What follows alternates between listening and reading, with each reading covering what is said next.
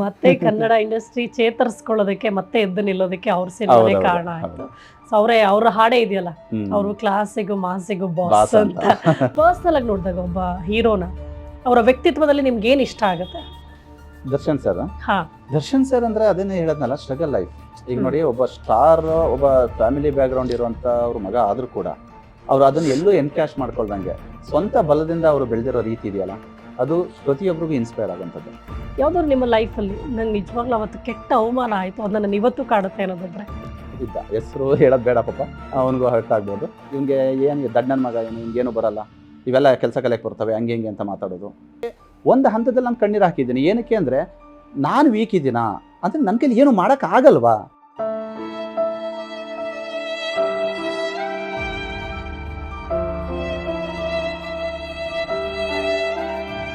ಇವತ್ತಿಗೂ ನಮ್ಮ ಕುಸುಮಾಂಜಲಿ ಡೈರೆಕ್ಟರ್ ಶ್ರೀನಗರ ಚಂದ್ರ ಏನಿದ್ರು, ಇವತ್ತಿಗೂ ಅವ್ರು ನನಗೆ ಒಂಥರ ಎಲ್ಲ ವಿಷಯದಲ್ಲೂ ಬ್ಯಾಕ್ ಬೋನ್ ಆಗಿರ್ತಾರೆ. ನನ್ನ ಸ್ನೇಹಿತರು ಸೇರಿ ಮಾಡಿದ್ರು ಕೂಡ ಅಲ್ಲಿ ನನಗೆ ಸಿನಿಮಾ ಕೊಡಿಸ್ತಾನೂ ಕೂಡ ಸ್ನೇಹಿತನೇ. But end of the day cinema ನಿಂತೋಗೋದಕ್ಕೂ ಕಾರಣ ಆದವನು ಅವನೇ. ಬಟ್ ನನ್ನನ್ನು ತುಂಬ ಡಾಮಿನೇಟ್ ಮಾಡಿದ ವ್ಯಕ್ತಿನೂ ಅವನೇ. ಜೀವನದಲ್ಲಿ ಓಡ್ತಾ ಇರು, ಎಲ್ಲಿವರೆಗೂ ನಿಂಗೆ ಓಡೋಕ್ಕಾಗುತ್ತೋ ಅಲ್ಲಿವರೆಗೂ ಓಡು. ಕೊನೆಗೆ ಓಡೋಕ್ಕಾಗಲಿಲ್ವಾ, ನಡೆಯೋಕ್ಕೆ ಶುರು ಮಾಡು. ನಡಿ, ಎಲ್ಲಿವರೆಗೂ ಆಗುತ್ತೋ ಅಲ್ಲಿವರೆಗೂ ನಡ್ಕೊಂಡು ಹೋಗ್ತಾ ಇರು. ಆಗಲೂ ನಡೆಯೋಕ್ಕೂ ಆಗಲಿಲ್ವಾ, ತೇಳ್ಕೊಂಡು ಹೋಗು. ಕೊನೆಗೆ ತೇಳ್ಕೊಂಡು ಹೋಗೋಕ್ಕಾಗದೆ ನಿನಗೆ ಫೈನಲ್ ಒಂದು ಸ್ಟೇಜ್ ಇದೆ, ಆಗೋದೇ ಇಲ್ಲ ಅಂತ ನಿಂಗೆ ಮೂಮೆಂಟ್ ಬರುತ್ತಲ್ಲ, ಹಾಗೆಲ್ಲೋ ದೂರದಲ್ಲಿ ಒಂದು ಬೆಳಕು ಕಾಣಿಸುತ್ತೆ ನಿನಗೆ. ಆ ಬೆಳಕು ಏನು ಕಾಣಿಸುತ್ತೋ ಅದು ನಿನಗೆ ಅವಕಾಶ. ಕಷ್ಟಗಳು ನಮ್ಮನ್ನು ಎಷ್ಟು ಗಟ್ಟಿ ಮಾಡುತ್ತೆ ಅಂದರೆ, ಒಂದು ಪೀಕ್ ಕಷ್ಟನ ನೋಡಿದಾಗ ಅದು ಕೆಳಗಡೆ ಬರೋಂಥ ಕಷ್ಟಗಳು ಕಷ್ಟ ಅನ್ಸಲ್ಲ. ನಿಜ. Camera rolling action. ಫಸ್ಟ್ ನಾನು ಸಿನಿಮಾಗೆ ಬರಬೇಕು ಅಂತ ಅನ್ಕೊಂಡಾಗ ಫಸ್ಟ್ ಮೀಟ್ ಮಾಡಿದ ವ್ಯಕ್ತಿನೇ ದರ್ಶನ್ ಸರನ್ನು ಮೀಟ್ ಮಾಡಿದ್ರಿ, ಒಂದು ಪಾಸಿಟಿವ್ ರೆಸ್ಪಾನ್ಸ್ ಸಿಗುತ್ತೆ, ಖುಷಿ ಆಗುತ್ತೆ. ಆಚೆ ಬರಬೇಕು. ನೀವು ಅವ್ರನ್ನ ಕಾಂಟ್ಯಾಕ್ಟ್ ನಂಬರ್ ತೊಗೊಂಡಿಲ್ಲ, ಹೆಂಗೆ ಏನು ಎತ್ತ ಗೊತ್ತಿಲ್ಲ. ನೆಕ್ಸ್ಟ್ ಹೆಂಗೆ ಶುರುವಾಯಿತು ನಿಮ್ಮ ಸಿನಿಮಾ? ಅದು ಏನಾಗುತ್ತೆ, ಈಗ ಫಸ್ಟ್ ನೋಡಿ, ದರ್ಶನ್ ಸರ್ನ ಫಸ್ಟ್ ಟೈಮ್ ನೋಡಿದ್ದು, ಸಿನಿಮಾಗಳಲ್ಲಿ ನೋಡ್ತಿದ್ವಿ, ಎಲ್ಲ ನೋಡ್ತಿದ್ವಿ. ನನಗೆ ಬೆಳಿಗ್ಗೆಯಿಂದ ಅವ್ರು ಬರೋವರೆಗೂ ಕಾದಿದ್ದು ದೊಡ್ಡ ವಿಷಯ ಅನ್ನಿಸ್ಲಿಲ್ಲ. ಅವ್ರು ಸಿಕ್ಕಿದಾಗ ಅವ್ರು ನೋಡಿದ್ದೆ ಎಲ್ಲ ಮರ್ತೋಯ್ತು, ಸದ್ಯ ಸಿಕ್ಕಿದ್ರಲ್ಲ ಅನ್ನೋದು. ಬಟ್ ಆಮೇಲೆ ಅವ್ರು ಕೊಟ್ಟು ಭರವಸೆ ಇತ್ತಲ್ಲ, ನೋಡ್ತೀನಪ್ಪ ನನಗೆ ಹೇಳ್ತೀನಿ ಅಂದಿದ್ದಿತ್ತಲ್ಲ, ಪಾಸಿಟಿವ್ ರೆಸ್ಪಾನ್ಸ್ ಸಿಕ್ತಲ್ಲ ಫಸ್ಟಿಗೆನೆ. ಅದು ನನಗೆ ಆಯ್ತಪ್ಪ ಏನೋ ಒಂದು ಹೇಳ್ತೀನಿ ಅಂದ್ರಲ್ಲ, ಆ ಖುಷಿಗೆ ನಾನು ಅವ್ರ ಫೋನ್ ನಂಬರ್ ಕೇಳಲಿಲ್ಲ, ಏನೂ ಕೇಳಲಿಲ್ಲ, ಆ ತಾಸೆ ಬರಲಿಲ್ಲ ನನಗೆ. ಸರಿ ಏನೋ ಹೇಳಿದ್ರಲ್ಲ ಅಂದ್ಬಿಟ್ಟು ಅಲ್ಲಿಂದ ಬಂದ್ಬಿಟ್ಟೆ. ಬಂದಾದ್ಮೇಲೆ ಒಂದಷ್ಟು ದಿನ ಸುಮ್ಮನೆ ಅದೇ ನಾನು. ಆಮೇಲೆ ನನಗೆ ಕರೆಕ್ಟ್ ಅಲ್ಲ, ಆಮೇಲೆ ಯೋಚನೆ ಮಾಡೋಕ್ಕೆ ಶುರು ಮಾಡಿದೆ. ಸರಿ ದರ್ಶನ್ ಸರಿ ಹೇಳಿದ್ರು, ಹೆಂಗೆ ಹೇಳ್ತಾರೆ ನನಗೆ, ಹೆಂಗೆ ಅವ್ರು ನನ್ನ ಕಾಂಟ್ಯಾಕ್ಟ್ ಮಾಡೋದು ಹೆಂಗೆ, ಇದು ನನಗೆ ಇದು ಶುರು ಆಯಿತು. ಸರಿ ಏನು ಮಾಡೋದು ಈಗ, ಹೇಳಿದ್ರು ಅವರು, ಮತ್ತು ನನಗೆ ಹೆಂಗೆ ಅವ್ರನ್ನ ಮತ್ತೆ ಮೀಟ್ ಮಾಡೋದು, ಈ ಥರ ಗೊಂದಲದಲ್ಲಿದ್ದೆ. ಆಗ ನನಗೊಂದು ಥಾಟ್ಸ್ ಬಂತು. ಆಗೆಲ್ಲ ಗಾಂಧಿನಗರ ಅಂದರೆ ಈಗ ಸಿನಿಮಾದವರೆಲ್ಲ ಸೇರೋಂಥ ಒಂದು ಜಾಗ, ಆಗ ಅದು ಕಾನಿಷ್ಕಾ ಹೋಟೆಲ್ ಒಂದು ಜಾಗ, ಎಲ್ಲರೂ ಹೇಳೋರು. ನಾವಾಗ ಆಟೋ ಓಡಿಸ್ಬೇಕಾದ್ರೆ ಅದನ್ನು ನೋಡ್ಕೊಂಡು ಹೋಗ್ತಿದ್ವಿ. ಆಗ ಒಂದಷ್ಟು ಜನ ಮುಖಗಳು ಕಾಣಿಸರಲ್ಲಿ, ಸಿನಿಮಾಗೆ ಸಂಬಂಧಪಟ್ಟವ್ರು ಅಲ್ಲಿ ಓಡಾಡೋದು, ಅಲ್ಲಿಂದ ಪಾಸ್ ಆಗೋದು, ಇದೆಲ್ಲ ನೋಡ್ಕೊಂಡು ಹೋಗ್ತಿದ್ವಲ್ಲ. ಈಗ ನಾನು ಅದೇ ಫೀಲ್ಡ್ಗೆ ಹೋಗ್ಬೇಕು ಅಂತ ಡಿಸೈಡ್ ಮಾಡಿದ್ಮೇಲೆ, ಸರಿ ಒಂದ್ಸಲ ಅಲ್ಲಿ ಟ್ರೈ ಮಾಡ್ಬಿಡೋಣ, ಗಾಂಧಿನಗರಕ್ಕೆ ಹೋಗೋಣ ಅಂತ ಡಿಸೈಡ್ ಮಾಡಿದೆ. ಆ ಡಿಸೈಡ್ ಹೆಂಗಿರ್ತಿತ್ತು ಅಂದರೆ, ಒಂದು ಕಡೆ ದುಡಿಯೋದು ಅನಿವಾರ್ಯತೆ, ಆಟೋ ಓಡಿಸ್ಲೇಬೇಕು, ಇನ್ನೊಂದು ಕಡೆ ಇದ್ರ ಕಡೆ ಟೈಮ್ ಸ್ಪೆಂಡ್ ಮಾಡಬೇಕು, ಸಮಯ ಪರಿಸ್ಥಿತಿ ಇರಲಿಲ್ಲ. ಆಗೇನು ಮಾಡ್ತಿದ್ದೆ, ಮನೆಯಿಂದ ಹೊರಡುವಾಗ್ಲೇನೆ ಒಂದು ಜೊತೆ ಬಟ್ಟೆನ, ಚೆನ್ನಾಗಿರೋ ಬಟ್ಟೆನ ಗಾಡಿ ಒಳಗಡೆ ಹಾಕೋತಿದ್ದೆ. ಗಾಡಿ ಒಳಗಡೆ ಹಾಕೊಂಡು ಬೆಳಿಗ್ಗೆಯಿಂದ ಸಂಜೆ ಆಟೋ ಓಡ್ಸೋಕೆ ಹೋಗ್ತಿದ್ದೆ. 12 ಗಂಟೆ 1 ಗಂಟೆಗೆ ಕರೆಕ್ಟಾಗಿ ಗಾಂಧಿನಗರಕ್ಕೆ ಹೋಗ್ತಿದ್ದೆ. ಅಲ್ಲೋಗಿ ಬಟ್ಟೆ ಚೇಂಜ್ ಮಾಡಿಕೊಂಡು, ಈ ಕಾಕಿ ಡ್ರೆಸ್ ಆಟೋದಿರುತ್ತಲ್ಲ ಯೂನಿಫಾರ್ಮು, ಅದನ್ನು ರಿಮೂವ್ ಮಾಡಿ ಬೇರೆ ಬಟ್ಟೆ ಹಾಕ್ಕೊಂಡು ಆಟೋನ ಎಲ್ಲ ಒಂದು ಕಡೆ ಸೈಡಲ್ಲಿ ಹಾಕ್ಬಿಟ್ಟು ಸೀದಾ ಕಾನಿಷ್ಕಾ ಹತ್ರ ಹೋಗ್ತಿದ್ದೆ. ಸುಮ್ಮನೆ ಯಾರು ಪರಿಚಯ ಆಗ್ತಾರಾ ನೋಡೋಣ, ಅಲ್ಲಿ ಅಟ್ಮಾಸ್ಫಿಯರ್ ಹೆಂಗಿರುತ್ತೆ, ಯಾರು ಸಿಗ್ತಾರಾ, ಯಾರು ಅಪ್ರೋಚ್ ಮಾಡ್ಬೋದಾ, ಸೊ ಈ ಥಾಟ್ಸಲ್ಲಿ ಹೋಗ್ತಿದ್ದೆ. ಹಂಗೆ ಹೋಗಿ 1 ವಾರ ಡ್ಯೂಟಿ ಮಾಡಿದೆ ನಾನು. 1 ವಾರ ಹೋಗೋದು ಸೇಮ್ ಅಷ್ಟೇ, ಮಧ್ಯಾಹ್ನ ಟೈಮ್ ಹೋಗೋದು, ಒಂದು 2-3 ಅವರ್ಸಲ್ಲೆಲ್ಲ ನೋಡೋದು. ಹಿಂಗೆ ಮಾಡಿ ಒನ್ ವೀಕ್ ಆಯಿತು. 1 ವೀಕ್ವರೆಗೂ ಯಾರೂ ಸಿಗರು. ಬಟ್ ಅವ್ರನ್ನ ಮಾತಾಡ್ಸೋದು ಹೆಂಗೆ, ಒಂದಷ್ಟು ಜನ ಆರ್ಟಿಸ್ಟ್ಗಳು ಕಾಣಿಸೋರು, ಯಾರೋ ನೋಡಿರೋ ಟೆಕ್ನಿಷಿಯನ್ಸ್ ಕಾಣಿಸೋರು, ಬಟ್ ಅವರು ಮಾತಾಡ್ಸೋಕೆ ಆಗ್ತಿರ್ಲಿಲ್ಲ. ಸರಿ ಇದು ಹಿಂಗೆ 1 ವಾರ ಕಳೆದಾದ್ಮೇಲೆ ಫೈನ್ ಡೇ 1 ವಾರ ಆದಮೇಲೆ ಇದೇ ಥರ ಈಗ ಇವ್ರದ್ದು ನಮ್ಮ ಸಾರಾ ಗೋವಿಂದ್ ಸರ್ ಆಫೀಸ್ ಇದೆ, ಅದು ಎದುರುಗಡೆ ಒಂದು ಖಾಲಿ ಗ್ರೌಂಡ್ ಇದೆ ಚಿಕ್ಕದು, ಈಗ ಏನೇನೋ ಮಾಡಿಬಿಟ್ಟಿದ್ದಾರೆ. ಆಗ ಅದು ಖಾಲಿ ಇತ್ತು, ಅಲ್ಲೆಲ್ಲ ಮಕ್ಕಳು ಆಟ ಆಡೋರು, ಕ್ರಿಕೆಟ್ ಆಡೋರು ಎಲ್ಲ ಮಾಡ್ತಿದ್ರು. ಅಲ್ಲಿ ಸೈಡಲ್ಲಿ ಈ ಜನ್ರೇಟರ್ ಗಾಡಿಗಳು ನಿಂತ್ಕೊಳ್ತಿದ್ದು, ಶೂಟಿಂಗ್ ಹೋಗೋಂಥವ್ರು. ನಾನೇನು ಮಾಡಿದೆ, ಒಂದಿನ ಮಧ್ಯಂತರು ಹಂಗೆ ಕಾನಿಷ್ಕಾ ಹತ್ರ ಎಲ್ಲ ರೌಂಡ್ ಹಾಕೋ ಬಂದು ಏನೂ ವರ್ಕೌಟ್ ಆಗಲಿಲ್ಲ, ಯಾರೂ ಪರಿಚಯ ಆಗಲಿಲ್ಲ. ಸರಿ ಅಂದ್ಬಿಟ್ಟು ಬಂದು ಆ ಕಟ್ಟೆ ಮೇಲೆ ಕೂತ್ಕೊಂಡಿದ್ದೆ. ಆಗೆಲ್ಲ ಬೇಸಿಕ್ ಸೆಟ್ ನಮ್ಮ ಹತ್ರ ಇದ್ದಿದ್ದು ಮೊಬೈಲು. ಹಿಂಗೆ ಕೂತ್ಕೊಂಡು ಸುಮ್ಮನೆ ಟೈಮ್ ಪಾಸ್ ಮಾಡ್ತಾ ಇದ್ದೆ. ಅದೇ ಟೈಮಿಗೆ ಯಾರೋ ಒಬ್ಬ ಹುಡುಗ ಫೋನಲ್ಲಿ ಮಾತಾಡಿಕೊಂಡು ಶೂಟಿಂಗ್ ಬಗ್ಗೆ ಮಾತಾಡ್ಕೊಂಡು ಬಂದ. ಅಂದರೆ ನಾಳೆ ಎಲ್ಲಿ ಲೊಕೇಶನು, ಎಷ್ಟು ಗಂಟೆಗೆ ಹೋಗಬೇಕು, ಏನು ಹಿಂಗೆ ಮಾತಾಡ್ಕೊಂಡು ಬಂದು ನನ್ನ ಪಕ್ಕದಲ್ಲಿ ಕೂತ್ಕೊಂಡು ಮಾತಾಡ್ತಾ ಇದ್ದ. ನಾನು ಅವನೇ ಅಬ್ಸರ್ವ್ ಮಾಡ್ತಾ ಇದ್ದೆ, ಯಾರೋ ಶೂಟಿಂಗ್ ಸಂಬಂಧಪಟ್ಟವನು, ಸಿನಿಮಾದವನೇ ಅನ್ನೋದು ನನಗೆ ಕನ್ಫರ್ಮ್ ಆಯಿತು. ಕನ್ವರ್ಸೇಷನಲ್ಲಿ ಸುಮ್ಮನೆ ಕೇಳ್ತಾ ಕೂತ್ಕೊಂಡಿದ್ದೆ. ಅವ್ನು ಫೋನ್ ಮಾತಾಡಿದ್ಮೇಲೆ ಫೋನ್ ಕಟ್ ಮಾಡ್ದ. ನಾನೇ ಅವನನ್ನು ಮಾತಾಡಿಸ್ದೆ. ಸರ್ ನೀವು ಸಿನಿಮಾದಾರ ಅಂದೆ. ಹ್ಞೂ ಸಿನಿಮಾ ಅಲ್ಲಪ್ಪ, ನಾವು ಸೀರಿಯಲ್ ಮಾಡೋದು ಅಂದ. ಹೌದಾ. ಆಮೇಲೆ ನಾನೇ ಪರಿಚಯ ಮಾಡ್ಕೊಂಡೆ. ಸರ್ ಹಿಂಗೆ ನನಗೂ ಸಿನಿಮಾಗೆ ಬರಬೇಕು ಅಂತ ಆಸೆ, ಒಂದು ಯಾವ್ದಾದ್ರು ಇದಕ್ಕೆ ಡೈರೆಕ್ಷನ್ ಕಲಿಬೇಕು ಅಂತ ಆಸೆ ಅಂತ. ಆಗ ಅವನು ಯಾವ ಊರು ಅಂತ. ನಾನು ಹೀಗೆ ಸರ್ ನಾನು ಮಂಡ್ಯ. ಆಗ ಸರಿ. ಆಮೇಲೆ ಅವನು ಎಲ್ಲ ಯೋಚನೆ ಮಾಡಿ ಆಮೇಲೆ ಹೇಳಿದ್ರು, ವಾಸ್ತವ ಹೇಳಿದ್ರು, ನೋಡಪ್ಪ ನೀನು ಡೈರೆಕ್ಷನ್ ಕಲಿಬೇಕು ಅಂದರೆ ₹1 ದುಡ್ಡು ಕೊಡಲ್ಲ. ಆಮೇಲೆ ಕೆಲಸ ನೋಡಿ ಸುಲಭವಾಗಿ ಸಿಗಲ್ಲ, ಸಿಕ್ಕಿದ್ರು ದುಡ್ಡಂತೂ ಸಿಗೋದಿಲ್ಲ, ತುಂಬ ಸ್ಟ್ರಗಲ್ ಮಾಡಬೇಕಾಗತ್ತೆ. ನಾನು ಮೆಂಟಲಿ ಫಿಕ್ಸ್ ಆಗಿದ್ನಲ್ಲ. ನಾನು ಹೇಳಿದೆ, ಪರವಾಗಿಲ್ಲ ಸರ್, ಏನು ಕೊಡದೇ ಇರೋ ಪರವಾಗಿಲ್ಲ, ಒಟ್ಟು ನಾನು ಕೆಲಸ ಕಲಿಬೇಕು, ಎಲ್ಲರೂ ಸೇರಿಸ್ತೀರಾ ಅಂದೆ. ಸೊ ಅಲ್ಲಿ ಹೋದಾಗ ಹೋದ ತಕ್ಷಣ ಇವರೇನೇ ಈ ಕುಮಾರ್ ಅನ್ನೋರು ಅವ್ರಿಗೆಲ್ಲ ಪರಿಚಯ ಮಾಡಿಕೊಟ್ರು ಅವರು ಟೀಮ್ಗೆ. ಈ ಥರ ಇವ್ರಿಗೆ ಡೈರೆಕ್ಷನ್ ಕಲಿಬೇಕಂತೆ, ಹಂಗೆ ಹಿಂಗೆ ಅಂತ. ಅಲ್ಲಿ ನಂಜುಂಡಿ ಅಂತ ಒಬ್ಬ ಚೀಫು ಇದ್ರು. ಅವ್ರು ಬಂದು ನಮ್ಮ ಮೈಸೂರು ಕಡೆಯವರು. ಅವರು ಹಿಂಗೆ ಪಾಂಡಪುರ ಅಂತೆಲ್ಲ ಹೇಳಿದಾಗ, ನಮ್ಮೂರು ಕಡೆಯವರು, ಏನು ಮಾಡ್ತೀಯ ಮಗ, ಹಂಗೆ ಹಿಂಗೆ. ಇಲ್ಲ ಹಿಂಗೆ ಅಸಿಸ್ಟೆಂಟಾಗಿ ಕೆಲಸ ಕಲಿಬೇಕು ಅದು. ಅವರಿಗೆ ಪಾಂಡಪುರ ಅಂದಾಗ ಅವ್ರಿಗೆ ಏನೊಂದು ಇದು ಆಯಿತು ಅಂದರೆ, ಅವ್ರ ತಮ್ಮ ಬಂದು ಪಾಂಡಪುರದಲ್ಲಿ ಕೆಲಸ ಮಾಡ್ತಾಯಿದ್ರು. ಸೊ ಅಲ್ಲಿ ಕನೆಕ್ಟ್ ಆಯಿತು.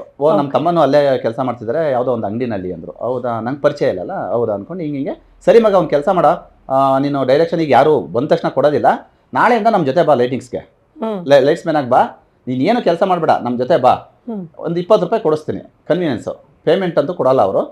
ಹುಡುಗರು ಬೇಡ ಅಂತಾರೆ, ನನ್ನ ಕಡೆಯಿಂದ ನಾನು ಕರ್ಕೊಂಡು ಹೋಗ್ತೀನಿ ಮಗ, ಬಾ, ಒಂದಷ್ಟು ದಿನ ಕೆಲಸ ನೋಡ್ಕೊ, ಆಮೇಲೆ ಬೇಕಾದ್ರೆ ಏನಾದ್ರು ವ್ಯವಸ್ಥೆ ಮಾಡೋಣ ಅಂದರು. ಸದ್ಯ ನನಗೆ ಒಳಗಡೆ ಎಂಟ್ರಿ ಸಿಗ್ತಲ್ಲ ಅನ್ನೋದೇ ಖುಷಿ. ಆಯ್ತು ಸರ್ ಬರ್ತೀನಿ ಅಂದೆ. ನೆಕ್ಸ್ಟ್ ಡೇಯಿಂದನೇ ಸೀರಿಯಲ್ಲು. ಆ್ಯಕ್ಚುಲಿ ನಾನು ಸಿನಿಮಾ ಆಸೆ ಇದ್ದಿದ್ದು, ಬಟ್ ಸೀರಿಯಲ್ಗೆ ಕರ್ಕೊಂಡು ಹೋದರು. ಹೆಂಗೋ ಒಂದು ಎಂಟ್ರಿ ಸಿಗ್ತಲ್ಲ ಅಂತ ಖುಷಿ ಆಯಿತು. ಅಲ್ಲಿ ಹೋಗೋಕ್ಕೆ ಸ್ಟಾರ್ಟ್ ಮಾಡಿದಾಗ ಡೈಲಿ ಅವರು ಇಲ್ಲಿ ನಮ್ಮ ಮನೆಗೆ ಹತ್ರ ಗಾಂಧಿ ಬಜಾರಲ್ಲಿ ಅವ್ರದ್ದು ಯೂನಿಟ್ ಗಾಡಿ ನಿಂತ್ಕೋತಿತ್ತು. ನಮ್ಮನೆ ಶ್ರೀನಗರದಲ್ಲಿ ಇದ್ದಿದ್ದರಿಂದ ಅಲ್ಲಿಂದ ಹೋಗೋ ಬರೋಕ್ಕೇನು ತೊಂದರೆ ಆಗ್ತಿರ್ಲಿಲ್ಲ. ಶೂಟಿಂಗ್ ಮುಗಿಸ್ಕೊಂಡು ಅಲ್ಲಿ ಇಳ್ಕೊತಿದ್ದೆ. ಅಲ್ಲಿಂದ ರೂಮಲ್ಲಿ ಇದ್ವಿ ಆಗ ಫ್ರೆಂಡ್ಸ್ ಜೊತೆ. ಅಲ್ಲಿಂದ ಬರ್ತಾಯಿದ್ದೆ. ಹಿಂಗೆ ಜರ್ನಿ ಸ್ಟಾರ್ಟ್ ಆಯಿತು. ಒಂದು ಎಂಟ್ರಿ ಸಿಕ್ತು ಅಲ್ಲಿಗೆ. ಒಂದು 2 ತಿಂಗಳಲ್ಲಿ. ಆ ಗ್ಯಾಪಲ್ಲಿ ಏನು ಮಾಡಿದೆ, ನಾನು ಆ ಮಿಲ್ಟ್ರಿ ಮಂಜು ಅಂತ ಒಬ್ಬರು ಆರ್ಟಿಸ್ಟ್ನ ಪರಿಚಯ ಮಾಡ್ಕೊಂಡಿದ್ದೆ. ಅವ್ರಿಗೆ ಹಂಗೆ ಫೋನ್ ಮಾತಾಡ್ತಾ ಇರ್ಬೇಕಾದ್ರೆ ಅವ್ರಿಗೆ ಹೇಳಿದೆ, ಸರ್ ಹಿಂಗೆ ಎಲ್ಲರೂ ಅಸಿಸ್ಟೆಂಟ್ ಡೈರೆಕ್ಟರ್ ನನ್ನ ಕೆಲಸಕ್ಕೆ ಸೇರಿಸಿ. ಆಗ ಅವರು ಸರಿ ಆಯಿತು ಬಾ ಅಂತ ಹೇಳಿಬಿಟ್ಟು, ವಿಜಯ್ ಗುಜ್ಜಾರ್ ಅಂತ ಅವರು ತುಂಬ ಹಳೆಯ ಡೈರೆಕ್ಟರ್. ಅವರು ಅಂಬರೀಷ್ ಸರ್ದು ಮತ್ತು ಎಲ್ಲ ತುಂಬ ಸಿನಿಮಾಗಳು ಮಾಡಿದ್ದಾರೆ. ಅವರು ಒಂದು ಸೀರಿಯಲ್ ಮಾಡ್ತಾಯಿದ್ರು DD1ಗೆ, ಮಾರಿ ಕಣಿವೆ ರಹಸ್ಯ ಅಂತ ಒಂದು ಸೀರಿಯಲ್ ಮಾಡ್ತಿದ್ರು. ಅದು ಮುಗಿದಿತ್ತು, ಇನ್ನೊಂದು ಹೊಸ ಸೀರಿಯಲ್ ಮಾಡ್ತಾಯಿದ್ರು. ಆ ಸೀರಿಯಲ್ಗೆ ನನಗೆ ಕರ್ಕೊಂಡೋಗಿ ಕೆಲಸ ಕೊಡಿಸೋರು ಅಸಿಸ್ಟೆಂಟ್ ಡೈರೆಕ್ಟ್ರಾಗಿ. ಅಲ್ಲಿ ಶ್ರೀನಗರ ಚಂದ್ರು ಅಂತೇಳಿ ಒಬ್ಬರು ಡೈರೆಕ್ಟ್ರು, ಅವರಿಗೆ ನನ್ನನ್ನು ಪರಿಚಯ ಮಾಡಿಸಿದ್ರು. ಆಗ ಅವರು ಅಷ್ಟರಲ್ಲಿ ಆ ಸೀರಿಯಲ್ನ ಡೈರೆಕ್ಟ್ ಮಾಡ್ತಾಯಿದ್ರು. ಆಗ ನನ್ನನ್ನು ಪರಿಚಯ ಮಾಡಿಕೊಂಡ್ರು. ಯಾವ ಊರು ಏನು ಅಂತೆಲ್ಲ ಕೇಳೋರು. ನಾನು ಹಿಂಗೆ ಮಂಡ್ಯ ಅಂತ. ಎಲ್ಲಿ ಇರೋದು ಅಂದರು. ಶ್ರೀನಗರದಲ್ಲಿ ಅಂದೆ. ಆ್ಯಕ್ಚುಲಾಗಿ ಅವರು ಅದೇ ಶ್ರೀನಗರದಲ್ಲೇ ಇರೋದು. ಇನ್ನೊಂದು ಕೋಇನ್ಸಿಡೆಂಟ್ ಏನಂದರೆ, ಅವರಿರೋ ಮನೆ ನಾನಿರೋ ರೂಮು ಒಂದೇ ರೋಡು. ಅವ್ರು ಕರ್ಕೊಂಡೋಗಿ ಪರಿಚಯ ಮಾಡಿಸಿದ್ದು. ಅಲ್ಲಿ ಕನೆಕ್ಟ್ ಆಗೋಯ್ತು. ಎಲ್ಲೋ ಇದೆಯಾ ನೀನು ಅಂದರು. ಸರ್ ಇಲ್ಲೇ ಮನೆ ಸರ್, ಇಲ್ಲಿ ಅಲ್ಲೇ ಪಕ್ಕದ ರೋಡಲ್ಲೇ ತೋರಿಸ್ತು. ಅವ್ರಿಗೆ ನಮ್ಮ ಹುಡುಗ ನಮ್ಮ ರೋಡಲ್ಲೇ ಇರೋನು, ನಮ್ಮ ಶ್ರೀನಗರದ ಹುಡುಗ ಅನ್ನೋದು ಒಂದು ಫೀಲ್ ಬಂತು. ಆಯಿತು ಬಾರಪ್ಪ ನಾಳೆಯಿಂದ ಕೆಲಸಕ್ಕೆ ಅಂದರು. ಅಲ್ಲಿಗೆ ಸೆಕೆಂಡ್ ಟರ್ನಿಂಗ್ ಪಾಯಿಂಟ್ ಅದು. ಅಸಿಸ್ಟೆಂಟ್ ಡೈರೆಕ್ಟರ್ ಸೇರಿಕೊಂಡೆ. 3rd ಅಸಿಸ್ಟೆಂಟ್ ಇಬ್ಬರು ನನಗಿಂತ ಅಸೋಸಿಯೇಟ್ ಇದ್ದರು, ಇನ್ನೊಬ್ಬ ಅಸಿಸ್ಟೆಂಟ್ ಇದ್ದ, ನಾನು 3rd ಅಸಿಸ್ಟೆಂಟು. ಅಲ್ಲಿಂದ ಒಂದು ಹೊಸ ಅದು ಕೆಲಸ ಕಲಿಕೆ ಸ್ಟಾರ್ಟ್ ಆಯಿತು. ಸೀರಿಯಲ್ಲು ಕುಸುಮಾಂಜಲಿ ಅಂತ ಸೀರಿಯಲ್ಲು. ಅಲ್ಲಿ ಆ ಶ್ರೀನಗರ ಚಂದ್ರ ಸರ್ ಏನಿದ್ರು, ನನಗೆ ಎಲ್ಲ ರೀತಿಯಿಂದನೂ ಅವ್ರ ಕೆಲಸನ ಹೇಳ್ಕೊಟ್ರು. ಅವರು ಅಂದರೆ ಅವ್ರ ಜರ್ನಿ ಹೆಂಗಿತ್ತು ಅಂದರೆ, ನಮ್ಮನೆ ರೋಡಲ್ಲಿ ಇದ್ದಿದ್ದರಿಂದ ಬೆಳಿಗ್ಗೆ ಅವ್ರದ್ದೇ ಬೈಕಲ್ಲಿ ನಾನು ಇಬ್ಬರು ಜೊತೆಲಿ ಹೋಗ್ತಿದ್ವಿ, ವಾಪಸ್ ಶೂಟಿಂಗ್ ಮುಗಿಸ್ಕೊಂಡು ಇಬ್ಬರು ಜೊತೆಲೇ ಬರ್ತಿದ್ವಿ. ಸೊ ಅಲ್ಲಿಂದ ಬಾಂಧವ್ಯ ಗಟ್ಟಿ ಆಯಿತು.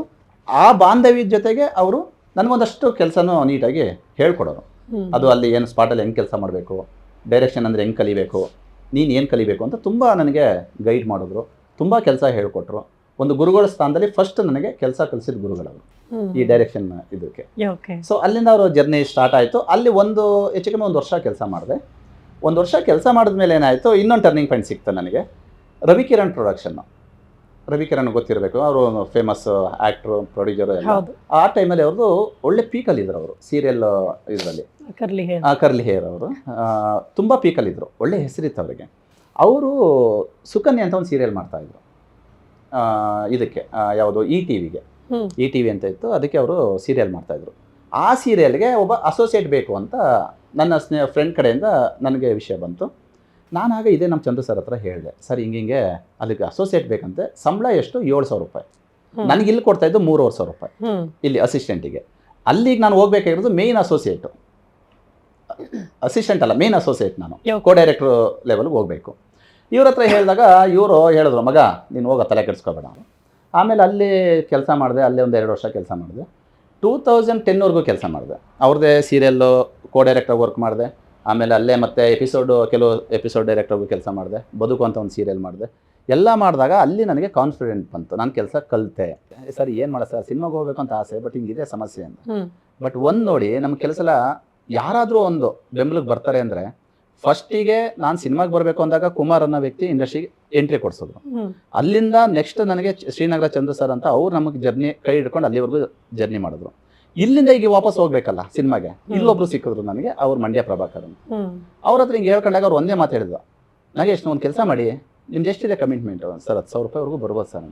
ನೀವು ಸಿನಿಮಾಗೆ ಹೋಗಿ, ನಿಮ್ದು ಏನು ಅಂದ್ಕೊಂಡಿದ್ದೀರೋ ನೀವು ಅದನ್ನು ಅಚೀವ್ ಮಾಡಿ, ನಿಮಗೆ ಕೆಲಸ ಸಿಗೋವರೆಗೂ ನಾನು ನಿಮಗೆ ತಿಂಗಳ ನಾನು ದುಡ್ಡು ಕೊಡ್ತೀನಿ, ತಿಂಗಳ ನಾನು ಕೊಡ್ತೀನಿ ದುಡ್ಡು, ನೀವು ಹೋಗಿ, ನೀವು ಏನು ಅನ್ಕೊಂಡಿದ್ರೋ ಹೋಗಿ, ನೀವು ತಲೆ ಕೆಡಿಸ್ಕೋಬೇಡಿ ಕಮಿಟ್ಮೆಂಟ್ ಬಗ್ಗೆ, ನೀವು ಹೋಗಿ ಧೈರ್ಯವಾಗಿ. ದುಡಿದ್ರೆ ಕೊಡೋದು ಕಷ್ಟ. ಹೌದು, ಅದರಲ್ಲಿ ಅದನ್ನೇ ಹೇಳಲ್ವಾ, ಒಬ್ಬೊಬ್ರು ಒಂದೊಂದು ರೀತಿನಲ್ಲಿ ಸಪೋರ್ಟ್ ಆಗ. ಈ ಜರ್ನಿನಲ್ಲಿ ನಾವು ಯಾಕೆ ಇವ್ರನ್ನೆಲ್ಲ ನೆನಪಿಂದ್ರು, ಅವರು ಮಾಡಿದ ಸಹಾಯ ಸಣ್ಣದಾಗಿದ್ರು ಆ ಟೈಮಲ್ಲಿ ತುಂಬಾ ಮಹತ್ವ ಆಯ್ತು. ಏನೋ ಹೇಳ್ತಾರಲ್ಲ, ಕಾಲು ಎಳೆಯಕ್ಕೆ 100 ಜನ ಇದ್ರು, ಕೈ ಹಿಡಿಯೋಕೆ ಯಾರಾದ್ರೂ ಒಬ್ಬರಿರ್ತಾರೆ ಅಂತ. ಆಗ ಅವ್ರ ಹತ್ರ ಹೇಳಿದಾಗ ಅವ್ರು ಒಂದೇ ಮಾತು ಹೇಳಿದ್ದು, ಹೋಗಿ ನಾಗೇಶ್ ನೀವು ಮಾಡಿ, ನಾನು ನಿಮ್ಗೆ ತಿಂಗಳ ಕೊಡ್ತೀನಿ ಕಮಿಟ್ಮೆಂಟ್ಗೆ. ಸಿನಿಮಾ ಒಂದು ಇದಾಯ್ತು, ನಾನು ಸಿನಿಮಾ ಅನೌನ್ಸ್ ಮಾಡಿದ್ರು, ರಂಗಪ್ಪ ಹೋಗ್ಬಿಟ್ನಾ ಅಂತ. ರಮೇಶ್ ಅರವಿಂದ್ ಸರ್ ಮತ್ತೆ ಸಂಜನಾ ಇವ್ರ ಕಾಂಬಿನೇಷನ್ ಸಿನಿಮಾ ಅದು. ಅದಕ್ಕೆ ನನ್ನ ಕೆಲಸದ ಬಗ್ಗೆ ಅವ್ರಿಗೆ ಗೊತ್ತಿತ್ತು, ಅದಕ್ಕೆ ನನ್ನ ಕೋ ಡೈರೆಕ್ಟರ್ ತಗೊಂಡ್ರು. ಅಲ್ಲಿಗೆ ಫಸ್ಟ್ ನಾನು ಕೋ ಡೈರೆಕ್ಟರ್ ಸಿನಿಮಾ ಮಾಡಿದ್ದು ರಂಗಪ್ಪ ಹೋಗ್ಬಿಟ್ನಾ ಸಿನಿಮಾ 2010 ಎಂಡೆಲ್ಲ ಅದು ಸಿನಿಮಾ ಸ್ಟಾರ್ಟ್ ಆಗಿದ್ದು. ಅದಕ್ಕೆ ವರ್ಕ್ ಮಾಡಿದೆ, ಅಲ್ಲಿಂದ ಜರ್ನಿ ಸ್ಟಾರ್ಟ್ ಆಯಿತು. ಅದಕ್ಕೆ ಕೋ ಡೈರೆಕ್ಟರ್ ವರ್ಕ್ ಮಾಡಿದೆ. ಅಲ್ಲಿಂದ ಮತ್ತೆ ಸುಂದರ್ನಾಥ್ ಸುವರ್ಣ ಸರ್ ಕ್ಯಾಮ್ರಾಮನ್, ಅವರು ಫೇಮಸ್ ಕ್ಯಾಮ್ರಾಮನ್ನು, ಅವ್ರ ಪರಿಚಯ ಆಯಿತು. ಅದೇ ಟೈಮ್ಗೆ ಸೈಮೆಂಟೇನಿಯಸ್ಲಿ ತಬಲಾ ನಾಣಿ ಸರ್ ಪರಿಚಯ ಆದರು. ಅಲ್ಲಿ ಸೀರಿಯಲ್ ಬಿಟ್ಟು ಬಂದ ತಕ್ಷಣ ಇಲ್ಲಿ ಜರ್ನಿನಲ್ಲಿ ಹಿಂಗೆ ಹುಡುಕ್ತಾ ಇರಬೇಕಾದ್ರೆ ಯಾರೋ ಒಬ್ರು ಮ್ಯಾನೇಜರ್ ಪ್ರಶಾಂತ್ ಅಂತ ಇದ್ರು, ಅವ್ರ ಮುಖಾಂತರ ನಾಣಿ ಸರ್ ಪರಿಚಯ ಆದರು. ಆಗ ಅವ್ರದ್ದು ಎದ್ದೇಳು ಮಂಜುನಾಥ ಸಕ್ಸಸ್ ಆಗಿತ್ತು. ಸಕ್ಸಸ್ ಆಗಿ ಒಂದು ಹೆಸರು ಓಡಾಡ್ತಾ ಇತ್ತು. ಅವ್ರ ಜೊತೆ ಬಂದೆ, ಪರಿಚಯ ಮಾಡ್ಕೊಂಡೆ, ಹಿಂಗೆ ಅಂದೆ. ಅವ್ರಿಗೆ ಏನು ಅನ್ನಿಸ್ತಾ ಗೊತ್ತಿಲ್ಲ, ಫಸ್ಟ್ ಅಟೆಂಪ್ಟಲ್ಲೇ ಓಕೆ ಬನ್ನಿ ನಾಳೆಯಿಂದ ನನ್ನ ಜೊತೆ ವರ್ಕಿಗೆ ಅಂದರು. ಆ ಟೈಮಲ್ಲಿ ಅವ್ರು ಪೀಕಲ್ಲಿ ಇದ್ರು, ಅಂದರೆ ಡೈಲಾಗ್ ರೈಟರ್ ಆಗಿ ಕೆಲಸ ಮಾಡ್ತಾ ಇದ್ರು. ತುಂಬ ಸಿನಿಮಾಗಳು ಬರೋದು, ಅವರಿಗೆ ಡಿಮ್ಯಾಂಡ್ಸ್ ಇತ್ತು. ಆಮೇಲೆ ಸ್ಕ್ರಿಪ್ಟ್ ವರ್ಕ್ಗಳು ಬರೋದು, ಪ್ರತಿಯೊಂದು ಸ್ಕ್ರಿಪ್ಟ್ ವರ್ಕ್ಗೂ ನಾನು ಇನ್ವಾಲ್ವ್ ಮಾಡ್ಕೊಳ್ಳೋರು. ಚೆನ್ನಾಗಿ ನೋಡ್ಕೊಂಡ್ರು ಆಗಿನಿಂದನೂ. ಅಲ್ಲಿ ನಮ್ಮ ಜರ್ನಿ 10 ಅವರು ನನಗೆ ಪರಿಚಯ ಆಗಿದ್ದು. ಅಂಟಿಲ್ ಇವತ್ತಿನವರೆಗೂ ಯಾವುದು ಈಗ ಅಪ್ಪ ಇಲ್ಲ ಸಿನಿಮಾ ಆಗೋವರೆಗೂ ಅವ್ರ ಸಪೋರ್ಟು ಇದೆ. ಅಲ್ಲಿಂದ ಅವ್ರ ಜೊತೆನೂ ಕೆಲಸ ಮಾಡ್ತಿದ್ದೆ ಸ್ಕ್ರಿಪ್ಟ್ ವರ್ಕ್ ಇದ್ದಾಗ. ಆ ಮಧ್ಯದಲ್ಲಿ ಸಿನಿಮಾಗಳ ವರ್ಕು ಬಂದಿದ್ದು. ಈಗ ಯಾವ್ದಾದ್ರು ಒಂದು ವರ್ಕ್ ಬಂತು ಅಂದರೆ ಸಿನಿಮಾಗೆ ಹೋಗ್ತಿದ್ದೆ, ಸಿನಿಮಾ ಮುಗಿಸ್ಕೊಂಡು ಮತ್ತೆ ಇವ್ರ ಜೊತೆ ಬಂದು dialogue writer. So over all ಈಗ ನೀವು ಮೇನ್ ಡೈರೆಕ್ಟರ್ ಆಗಿ ಸಿನಿಮಾ ರಿಲೀಸ್ ಹಂತಕ್ಕೆ ತರೋಕ್ಕೂ ಬಿಫೋರ್ ನೀವು ಮಾಡಿದಂಥ ಸಿನಿಮಾಗಳು 20 ಸಿನಿಮಾ ಏನಿದೆ, ಮೇಜರ್ ಟ್ವಿಸ್ಟ್ ಕೊಟ್ಟಂಥ ಸಿನಿಮಾಗಳು ಯಾವುದು? ಟ್ವಿಸ್ಟ್ ಕೊಟ್ಟಂಥದ್ದು ಅನ್ನೋದಕ್ಕಿಂತ ಹೆಚ್ಚಾಗಿ ಏನಾಯಿತು, ಎಲ್ಲ ಸಿನಿಮಾನು ಹೊಸಬ್ರ ಜೊತೆ ಹಳಬ್ರ ಜೊತೆ ಎಲ್ಲ ಸಿನಿಮಾ ಮಾಡೋಕ್ಕೆ ಶುರು ಮಾಡಿದೆ. ನನಗೆ ಫಸ್ಟ್ ರಂಗಪ್ಪ ಹೋಗ್ಬಿಟ್ಟಿನ ಸಿನಿಮಾ ಆಯಿತು.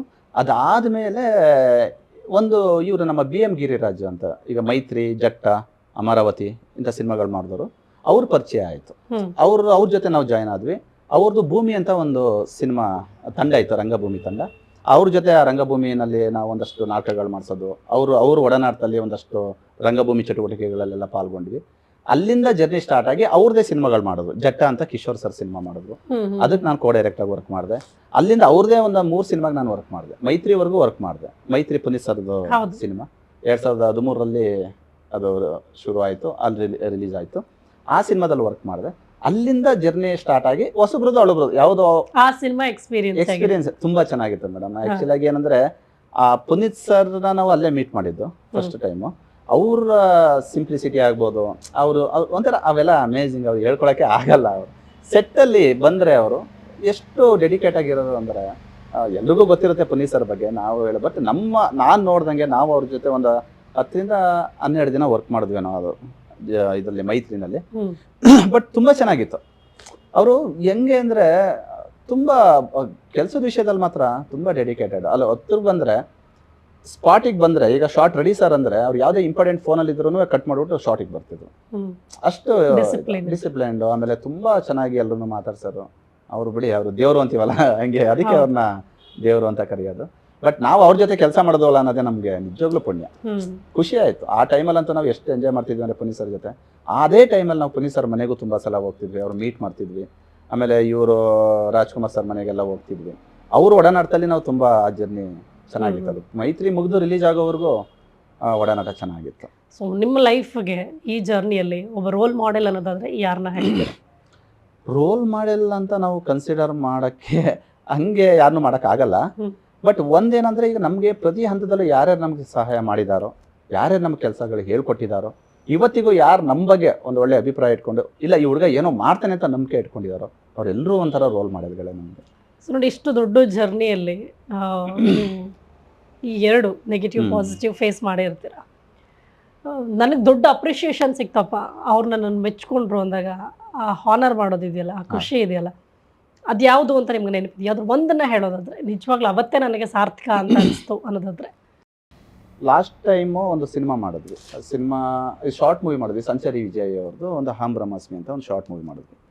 ಶಾರ್ಟ್ ಮೂವಿ ಮಾಡಿದಾಗ ಅವ್ರಿಗೆ ನ್ಯಾಷನಲ್ ಅವಾರ್ಡ್ ಬಂದಿರಲಿಲ್ಲ. ಆಗ ಅವರು ಸಂಚಾರಿ ವಿಜಯ್ ಅವರು ನಮಗೆ ರಂಗಪ್ಪ ಹೋಗ್ಬಿಟ್ಟು ಅನ್ನೋ ಸಿನಿಮಾದಲ್ಲಿ ಫಸ್ಟ್ ಡೆಬ್ಯೂ ಅವ್ರದ್ದು ಎಂಟ್ರಿ, ಅವ್ರು ಒಂದು ಕ್ಯಾರೆಕ್ಟರ್ ಮಾಡಿದ್ರು. ಅಲ್ಲಿಂದ ಅವ್ರು ಪರಿಚಯ ಆಗಿತ್ತು. 2013 ಅವರು ಸ್ಟ್ರಗಲ್ ಟೈಮು. ಇನ್ನು ನಾನು ಅವನಲ್ಲ ಅವಳು ಇನ್ನೂ ಶೂಟಿಂಗ್ ಹಂತದಲ್ಲಿತ್ತು. ಆ ಟೈಮಲ್ಲಿ ನಾವು ಏನಾದ್ರು ಮಾಡಬೇಕು ಅಂತ ಎಲ್ಲ ಜೊತೆಗೆ ಸೇರಿಕೊಂಡು ಹಾಂ ಬ್ರಹ್ಮಾಸ್ಮಿ ಅಂತ ಒಂದು ಶಾರ್ಟ್ ಮೂವಿ ಮಾಡಿದ್ವಿ. ಅಂದರೆ ನಮ್ಮ BM ಗಿರಿರಾಜ್ ಅವ್ರದ್ದೇ ಕತೆ, ಇನ್ನು ಉಳಿದಿದ್ದು ಚಿತ್ರಕಥೆ ಮತ್ತು ಡೈರೆಕ್ಷನ್ ಇಟ್ಕೊಂಡು ಮಾಡಿದ್ವಿ. ಅದಕ್ಕೆ ಒಳ್ಳೆ ಅಪ್ರಿಷಿಯೇಷನ್ ಸಿಕ್ಕಿತ್ತು ನನಗೆ. ಅದನ್ನು ಇದೇ ರೇಣುಕಾಂಬದಲ್ಲಿ ಅಷ್ಟರಲ್ಲಿ ನಾವು ಅದನ್ನು ರಿಲೀಸ್ ಮಾಡಬೇಕು ಅನ್ನೋ ಹಂತದಲ್ಲಿ ಅಷ್ಟರಲ್ಲಿ ಅವ್ರಿಗೆ ಅವಾರ್ಡ್ ಬಂದಿತ್ತು. ಆಗ ಒಂದು ಶೋ ಇಟ್ಕೊಂಡಿದ್ವಿ. ಅಲ್ಲಿ ಅದೊಂದು ಒಳ್ಳೆ ಅಪ್ರಿಷಿಯೇಷನ್ ಸಿಕ್ತು. ಅದು ಅಂದರೆ ಏನೋ ವರ್ಕ್ ಮಾಡಿದ್ದಾರೆ, ವರ್ಕು ಡೈರೆಕ್ಷನ್ ಆಗಲಿ ಇನ್ನೊಂದಾಗಲಿ ಇದು ಚೆನ್ನಾಗಿದೆ ಅನ್ನೋ ಥರ ಒಂದು ಅಪ್ರಿಷಿಯೇಷನ್ ಸಿಕ್ತು. ಆಗ ಒಂಥರ ಕಾನ್ಫಿಡೆಂಟ್ ಬಂತು, ಇಲ್ಲ ನಾನು ಏನೋ ಮಾಡ್ಬೋದು, ಸಿನಿಮಾ ಮಾಡ್ಬೋದು ಅನ್ನೋದು. ಸೊ ಅಲ್ಲಿಂದ ಮತ್ತೆ ಸಿನಿಮಾ ಮಾಡಬೇಕು ಅನ್ನೋದು ಅಲ್ಲಿಂದ ಟೇಕ್ ಓವರ್ ಆಯಿತು. ಸೊ ನೀವು ಇಷ್ಟು ಮಾತಾಡಿದಾಗ ನಿಮ್ಮ ಜರ್ನೀಸ್ ಹೇಳಿದಾಗ ನೀವು ಸ್ಟ್ರಾಂಗ್ ಅನ್ನೋದು ಗೊತ್ತಾಗುತ್ತೆ. ಯಾಕಂದರೆ ಎಲ್ಲೂ ನೀವು ವೀಕ್ ಆಗದೇನೆ ಆ ವಿಚಾರಗಳನ್ನು ಎಷ್ಟೋ ಸ್ಟ್ರಗಲ್ ಆದಂಥ ದಿವಸಗಳನ್ನು ಬಿಟ್ಟು ನಿಮ್ಮ ಲೈಫಲ್ಲಿ ನಡೆದಂಥ ಒಂದಷ್ಟು ಪಾಸಿಟಿವ್ನ ಈಗ ಹೇಳ್ತಾ ಬಂದ್ರಿ. ಬಟ್ ಡೆಫಿನೆಟಾಗಿ ಎಲ್ಲೋ ಒಂದು ಕಡೆ ನೀವು ಭಾಳ ಕಷ್ಟಪಟ್ಟಿದ್ದಂಥ ದಿವಸ, ಕಣ್ಣೀರಿಟ್ಟಂಥ ದಿವಸ, ಅವಮಾನಗಳನ್ನು ಎದುರಿಸಿದಂಥ ದಿವಸಗಳಿದ್ದೇ ಇರುತ್ತೆ. ಯಾವುದಾದ್ರು ನಿಮ್ಮ ಲೈಫಲ್ಲಿ ನಂಗೆ ನಿಜವಾಗ್ಲೂ ಅವತ್ತು ಕೆಟ್ಟ ಅವಮಾನ ಆಯಿತು, ಅದು ನನ್ನ ಇವತ್ತು ಕಾಡುತ್ತೆ ಅನ್ನೋದಾದ್ರೆ? ಇಲ್ಲ, ಅದು ಅವಮಾನ ಅನ್ನೋದು ಏನಾಗುತ್ತೆ, ಒಂದ್ಸಲ ಎಲ್ಲರೂ ಲೈಫಲ್ಲೂ ಆಗಿರುತ್ತೆ. ನನಗೆ ಕುಸುಮಾಂಜಲಿ, ಅದೇ ಫಸ್ಟ್ ನಾನು ಸೀರಿಯಲ್ಗೆ ಹೋದಾಗ ಅಲ್ಲಿ ಅನುಭವ ಅನ್ನೋದಕ್ಕಿಂತ ಹೆಚ್ಚಾಗಿ ಗೊತ್ತಿಲ್ಲ ಆ ಟೈಮಲ್ಲಿ ಅವ್ರು ಯಾಕಂಗೆ ಬಿಹೇವ್ ಮಾಡ್ತಿದ್ರು ಏನೋ. ಇವತ್ತು ನಾನು ನಮ್ಮ ಡೈರೆಕ್ಟರ್ ಸರ್ ಜೊತೆ ಅದನ್ನು ನಾನು ತುಂಬ ಶೇರ್ ಮಾಡ್ತಾ ಇರ್ತೇನೆ ಅವ್ರನ್ನ. ಈಗ ಇವತ್ತಿಗೂ ನಮ್ಮ ಕುಸುಮಾಂಜಲಿ ಡೈರೆಕ್ಟರ್ ಶ್ರೀನಗರ ಚಂದ್ರ ಏನಿದ್ರು, ಇವತ್ತಿಗೂ ಅವ್ರು ನನಗೆ ಒಂಥರ ಎಲ್ಲ ವಿಷಯದಲ್ಲೂ ಬ್ಯಾಕ್ ಬೋನ್ ಆಗಿರ್ತಾರೆ. ವೆಲ್ ವಿಷರು. ಎಲ್ಲ ವಿಷಯನೂ ನಾನು ತಪ್ಪು ಮಾಡಿದಾಗ ಅವ್ರು ಹೇಳ್ತಾ ಇರ್ತಾರೆ, ಸರಿ ಮಾಡಿದಾಗ ಅದನ್ನು ಅಪ್ರಿಷಿಯೇಷನ್ ಮಾಡ್ತಿರ್ತಾರೆ. ಅವ್ರ ಹತ್ರ ಎಲ್ಲಾನು ಹೇಳ್ತಾ ಇದೆ. ಅಲ್ಲಿ ಒಬ್ಬ ಹುಡುಗ ಇದ್ದ, ಹೆಸರು ಹೇಳೋದು ಬೇಡ ಪಾಪ, ಅವನಿಗೂ ಹರ್ಟ್ ಆಗ್ಬೋದು. ಅವನು ತುಂಬ, ನಾನು ಹೊಸ್ದಾಗಿ ಸೇರ್ಕೊಂಡಿದ್ದು ಅಸಿಸ್ಟೆಂಟ್ ಡೈರೆಕ್ಟರ್ ಆಗಿ. ಅವ್ನು ತುಂಬ ಡಿಗ್ರೇಡ್ ಮಾಡೋನು ನಮ್ಮನ್ನು. ಡಿಗ್ರೇಡ್ ಅಂದರೆ ನಾನು ಅವನ ಕೆಳಗಡೆ ಇದ್ದಿದ್ದು, ಎಲ್ಲರ ಮುಂದೆ ಶೇಪ್ ಔಟ್ ಮಾಡೋನು. ಅಂದರೆ ಏನು ಕೆಲಸ ಗೊತ್ತಿಲ್ಲ, ಕಲಿತಾ ಇರೋಂಥ ಸ್ಟೇಜು. ಏನೋ ಒಂದು ಪ್ರಾಪರ್ಟಿ ತಗೋಬಾ ಅಂತಾನೆ, ಆ ಪ್ರಾಪರ್ಟಿ ಬಗ್ಗೆ ನಮ್ಗೆ ಅಷ್ಟು ಐಡಿಯಾ ಇಲ್ಲ. ಅವ್ನು ಹೇಳಿದ್ದನ್ನು ನಾವೇನೋ ರಾಂಗ್ ಆಗಿ ತಿಳ್ಕೊಂಡು ಬೇರೆ ಏನೋ ತಗೊಬರ್ತೀವಿ. ಅದನ್ನ ಎಲ್ಲರ ಮುಂದೆ ಅದನ್ನ ಹೇಳೋಂಥದ್ದು, ಶೇಪ್ ಔಟ್ ಮಾಡೋಂಥದ್ದು. ಇವನಿಗೆ ಏನು ದಡ್ಡನ ಮಗ, ಇವನಿಗೇನು ಬರಲ್ಲ, ಇವೆಲ್ಲ ಕೆಲಸ ಕಲಿಯಕ್ಕೆ ಬರ್ತವೆ, ಹಂಗೆ ಹಿಂಗೆ ಅಂತ ಮಾತಾಡೋದು, ಹಿಂಗೆಲ್ಲ ಮಾತಾಡ್ತಿದ್ದ. ಆ್ಯಕ್ಚುಲಿಯಾಗಿ ಎಜುಕೇಷನ್ ವೈಸ್ ನೋಡಿದ್ರೆ ಅವನಿಂದ ನಾನು ಟಾಪಲ್ಲಿದ್ದೆ, ಅವನು ಏನೂ ಇಲ್ಲ. ಬಟ್ ಅವ್ನು ನಮ್ಮನ್ನ ತುಂಬ ಡಿಗ್ರೇಡ್ ಮಾಡಿ ಒಂದು ಹಂತದಲ್ಲಿ ನಾನು ಕಣ್ಣೀರು ಹಾಕಿದ್ದೀನಿ. ಏನಕ್ಕೆ ಅಂದರೆ ನಾನು ವೀಕ್ ಇದ್ದೀನಾ, ಅಂದರೆ ನನ್ನ ಕೈಲಿ ಏನು ಮಾಡೋಕ್ಕಾಗಲ್ವಾ, ಇವನು ಇಷ್ಟು ನನ್ನನ್ನು ಇದು ಮಾಡ್ತಿದಾರಲ್ಲ, ಅಂದರೆ ನನ್ನ ಕೈಲಿ ಆಗಲ್ಲ, ನನಗೆ ಆ ಯೋಗ್ಯತೆ ಇಲ್ವಾ ಅಂತ ನಾನು ಎಷ್ಟೋ ಸಲ ಕಣ್ಣೀರು ಹಾಕಿದ್ದೀನಿ ಆ ಟೈಮಲ್ಲಿ. ಅದು ಒಂಥರ ಅವಮಾನ ಆಗೋದು, ಶೇಪ್ ಔಟ್ ಆಗೋದು. ನಾನು ಎಷ್ಟೋ ಸಲ ಮನಸ್ಸಲ್ಲಿ ಅನ್ಕೋತಿದ್ದೆ, ನನಗೆ ಇದಿಲ್ವಾ, ಕೆಪಾಸಿಟಿ ಇಲ್ವಾ, ನನಗೇನು ಗೊತ್ತಿಲ್ವಾ, ನಾನು ದಡ್ಡನ. ಸೊ ಈ ಥರ ಎಲ್ಲ ಯೋಚನೆ ಮಾಡೋಕ್ಕೆ ಸೊ ಆ ಹಂತ ಇತ್ತಲ್ಲ, ತುಂಬ ನೋವಾಗ್ತಿತ್ತು ಅದು. ಅದಾದಮೇಲೆ ಮತ್ತೆ ನಾನೇ ಅಸೋಸಿಯೇಟ್ ಆದೆ. ಆಮೇಲೆ ಬಿಡಿ, ಅದಾದಮೇಲೆ ಒಂಥರ ಮೆಂಟಲಿ ಸ್ಟ್ರಾಂಗ್ ಆಗ್ಬಿಟ್ವಿ. ಇನ್ನು ಯಾರಿಗೂ ಇಂಥ ದಿವಸದಲ್ಲಿ ಈಗ ನೋಡಿ ನಿಮ್ಗೆ ಹರ್ಟ್ ಆಗ್ತಾ ಇರುತ್ತೆ, ಆ ಅವಮಾನಗಳ ಎದುರಿಸೋ ಟೈಮಲ್ಲಿ ಅಪ್ಪ ಅಮ್ಮನ ತುಂಬಾ ನೆನಪಿಸ್ಕೊಳ್ತಾ ಇದ್ರ, ಯಾಕಂದ್ರೆ ನಿಮ್ಗೆ ಕಷ್ಟನೇ ಕೊಡದೆ ನೋಡ್ಕೊಳ್ತಾ ಇದ್ರು ಅವರು. ಹೌದೌದು, ಅದು ಬಂದೇ ಬರುತ್ತೆ ಬಿಡಿ. ಆ ತರದ್ದು ಅಪ್ಪ ಅಮ್ಮ ನಮ್ಗೆ ತುಂಬಾ ನೆನಪಾಗ್ತಿತ್ತು. ಅಂದ್ರೆ ನಾವು ಬಾಂಬೆಗೆ ದುಡಿಯಕ್ಕೆ ಅಂತ ಹೋದ್ವಲ್ಲ, ಅಲ್ಲಿ ಅವ್ರು ತುಂಬಾ ಕಾಡ್ತಿದ್ರು. ಯಾಕಂದ್ರೆ ಆ ಕಷ್ಟ ದಿನಗಳು ವರ್ಷಾನ್ಗಟ್ಲೆ ಅಲ್ಲಿ ಎಲ್ಲರನ್ನು ಬಿಟ್ಟಿರ್ತಿದ್ವಿ. ಆಮೇಲೆ ಆ ಕಷ್ಟ ದಿನಗಳಿತ್ತಲ್ಲ, ಬಾಂಬೆನಲ್ಲಿ ನಾವು ಪಡ್ತಿದ್ ಕಷ್ಟ ಇತ್ತಲ್ಲ, ಅದು ತುಂಬಾ ತಂದೆ ತಾಯಿನ ನೆನಪು ಮಾಡೋದು.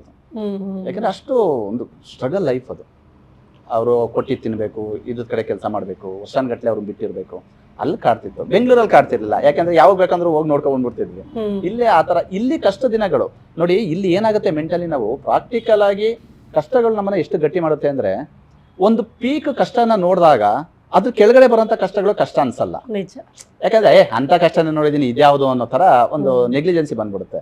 ಸೊ ನಾನು ಆ ಸ್ಟ್ರಗಲ್ ಲೈಫ್, ನಾನು ಬಾಂಬೆ ಮತ್ತೆ ಅಲ್ಲೆಲ್ಲ ಕೆಲಸ ಮಾಡ್ಕೊ ಬಂದು ಸ್ಟ್ರಗಲ್ ಲೈಫ್ ನೋಡಿದ್ರಿಂದ ಸಿನಿಮಾದಲ್ಲಿ ನೋಡ್ತಾ ಇದ್ದ ಕಷ್ಟ ಏನು ಅನಿಸ್ತಿರ್ಲಿಲ್ಲ ನನಗೆ. ಈಸಿಯಾಗಿ ಅನಿಸ್ತಿತ್ತು, ಬಿಡ ಅಂತ ಕಷ್ಟನೇ ನೋಡಿದೀವಿ, ಇದೇನೋ ಒಂದಿನ ಸಾಲ್ವ್ ಆಗುತ್ತೆ ಅನ್ನೋ ತರ ನಾನು ಅದನ್ನ ಫೀಲ್ ಮಾಡ್ತಿದ್ದೆ. ಇವತ್ತಿಗೂ ನಾನು ಅದನ್ನೇ ಯೋಚನೆ ಮಾಡ್ತೀನಿ. ನನಗೆ ಯಾವತ್ತು ಕಷ್ಟ ಅಂತ ಪೀಕ್ ಬಂದ್ಬಿಡ್ತಾ, ನಾನಾಗ ಫಿಸಿಕಲಿ ಅಂಡ್ ಮೆಂಟಲಿ ಸ್ಟ್ರಾಂಗ್ ಆಗ್ತೀನಿ, ಅದನ್ನ ಫೇಸ್ ಮಾಡಕ್ ಸ್ಟ್ರಾಂಗ್ ಆಗ್ತೀನಿ, ವೀಕ್ ಆಗಲ್ಲ. ಸೊ ಅದನ್ನ ನಮ್ಮನ್ನ ಕಾಪಾಡ್ಕೊಂಡು ಹೋಗುತ್ತೆ. ಬಿಡೋ ಏನೋ ಒಂದು ಆಗುತ್ತೆ ಮಾಡೋಣ ಹಿಂಗೆ. ಬಟ್ ಯಾವತ್ತಾದ್ರೂ ಅನ್ಸಿದ್ಯಾ ನಿಮ್ಗೆ ಇದು ಯಾವ ಸಹವಾಸನೂ ಬೇಡ, ಊರಿಗೆ ಹೋಗ್ಬಿಡೋಣ, ಊರಲ್ಲಿ ವ್ಯವಸಾಯ ಮಾಡ್ಕೊಂಡು ಇದ್ಬಿಡೋಣ ಅಂತ?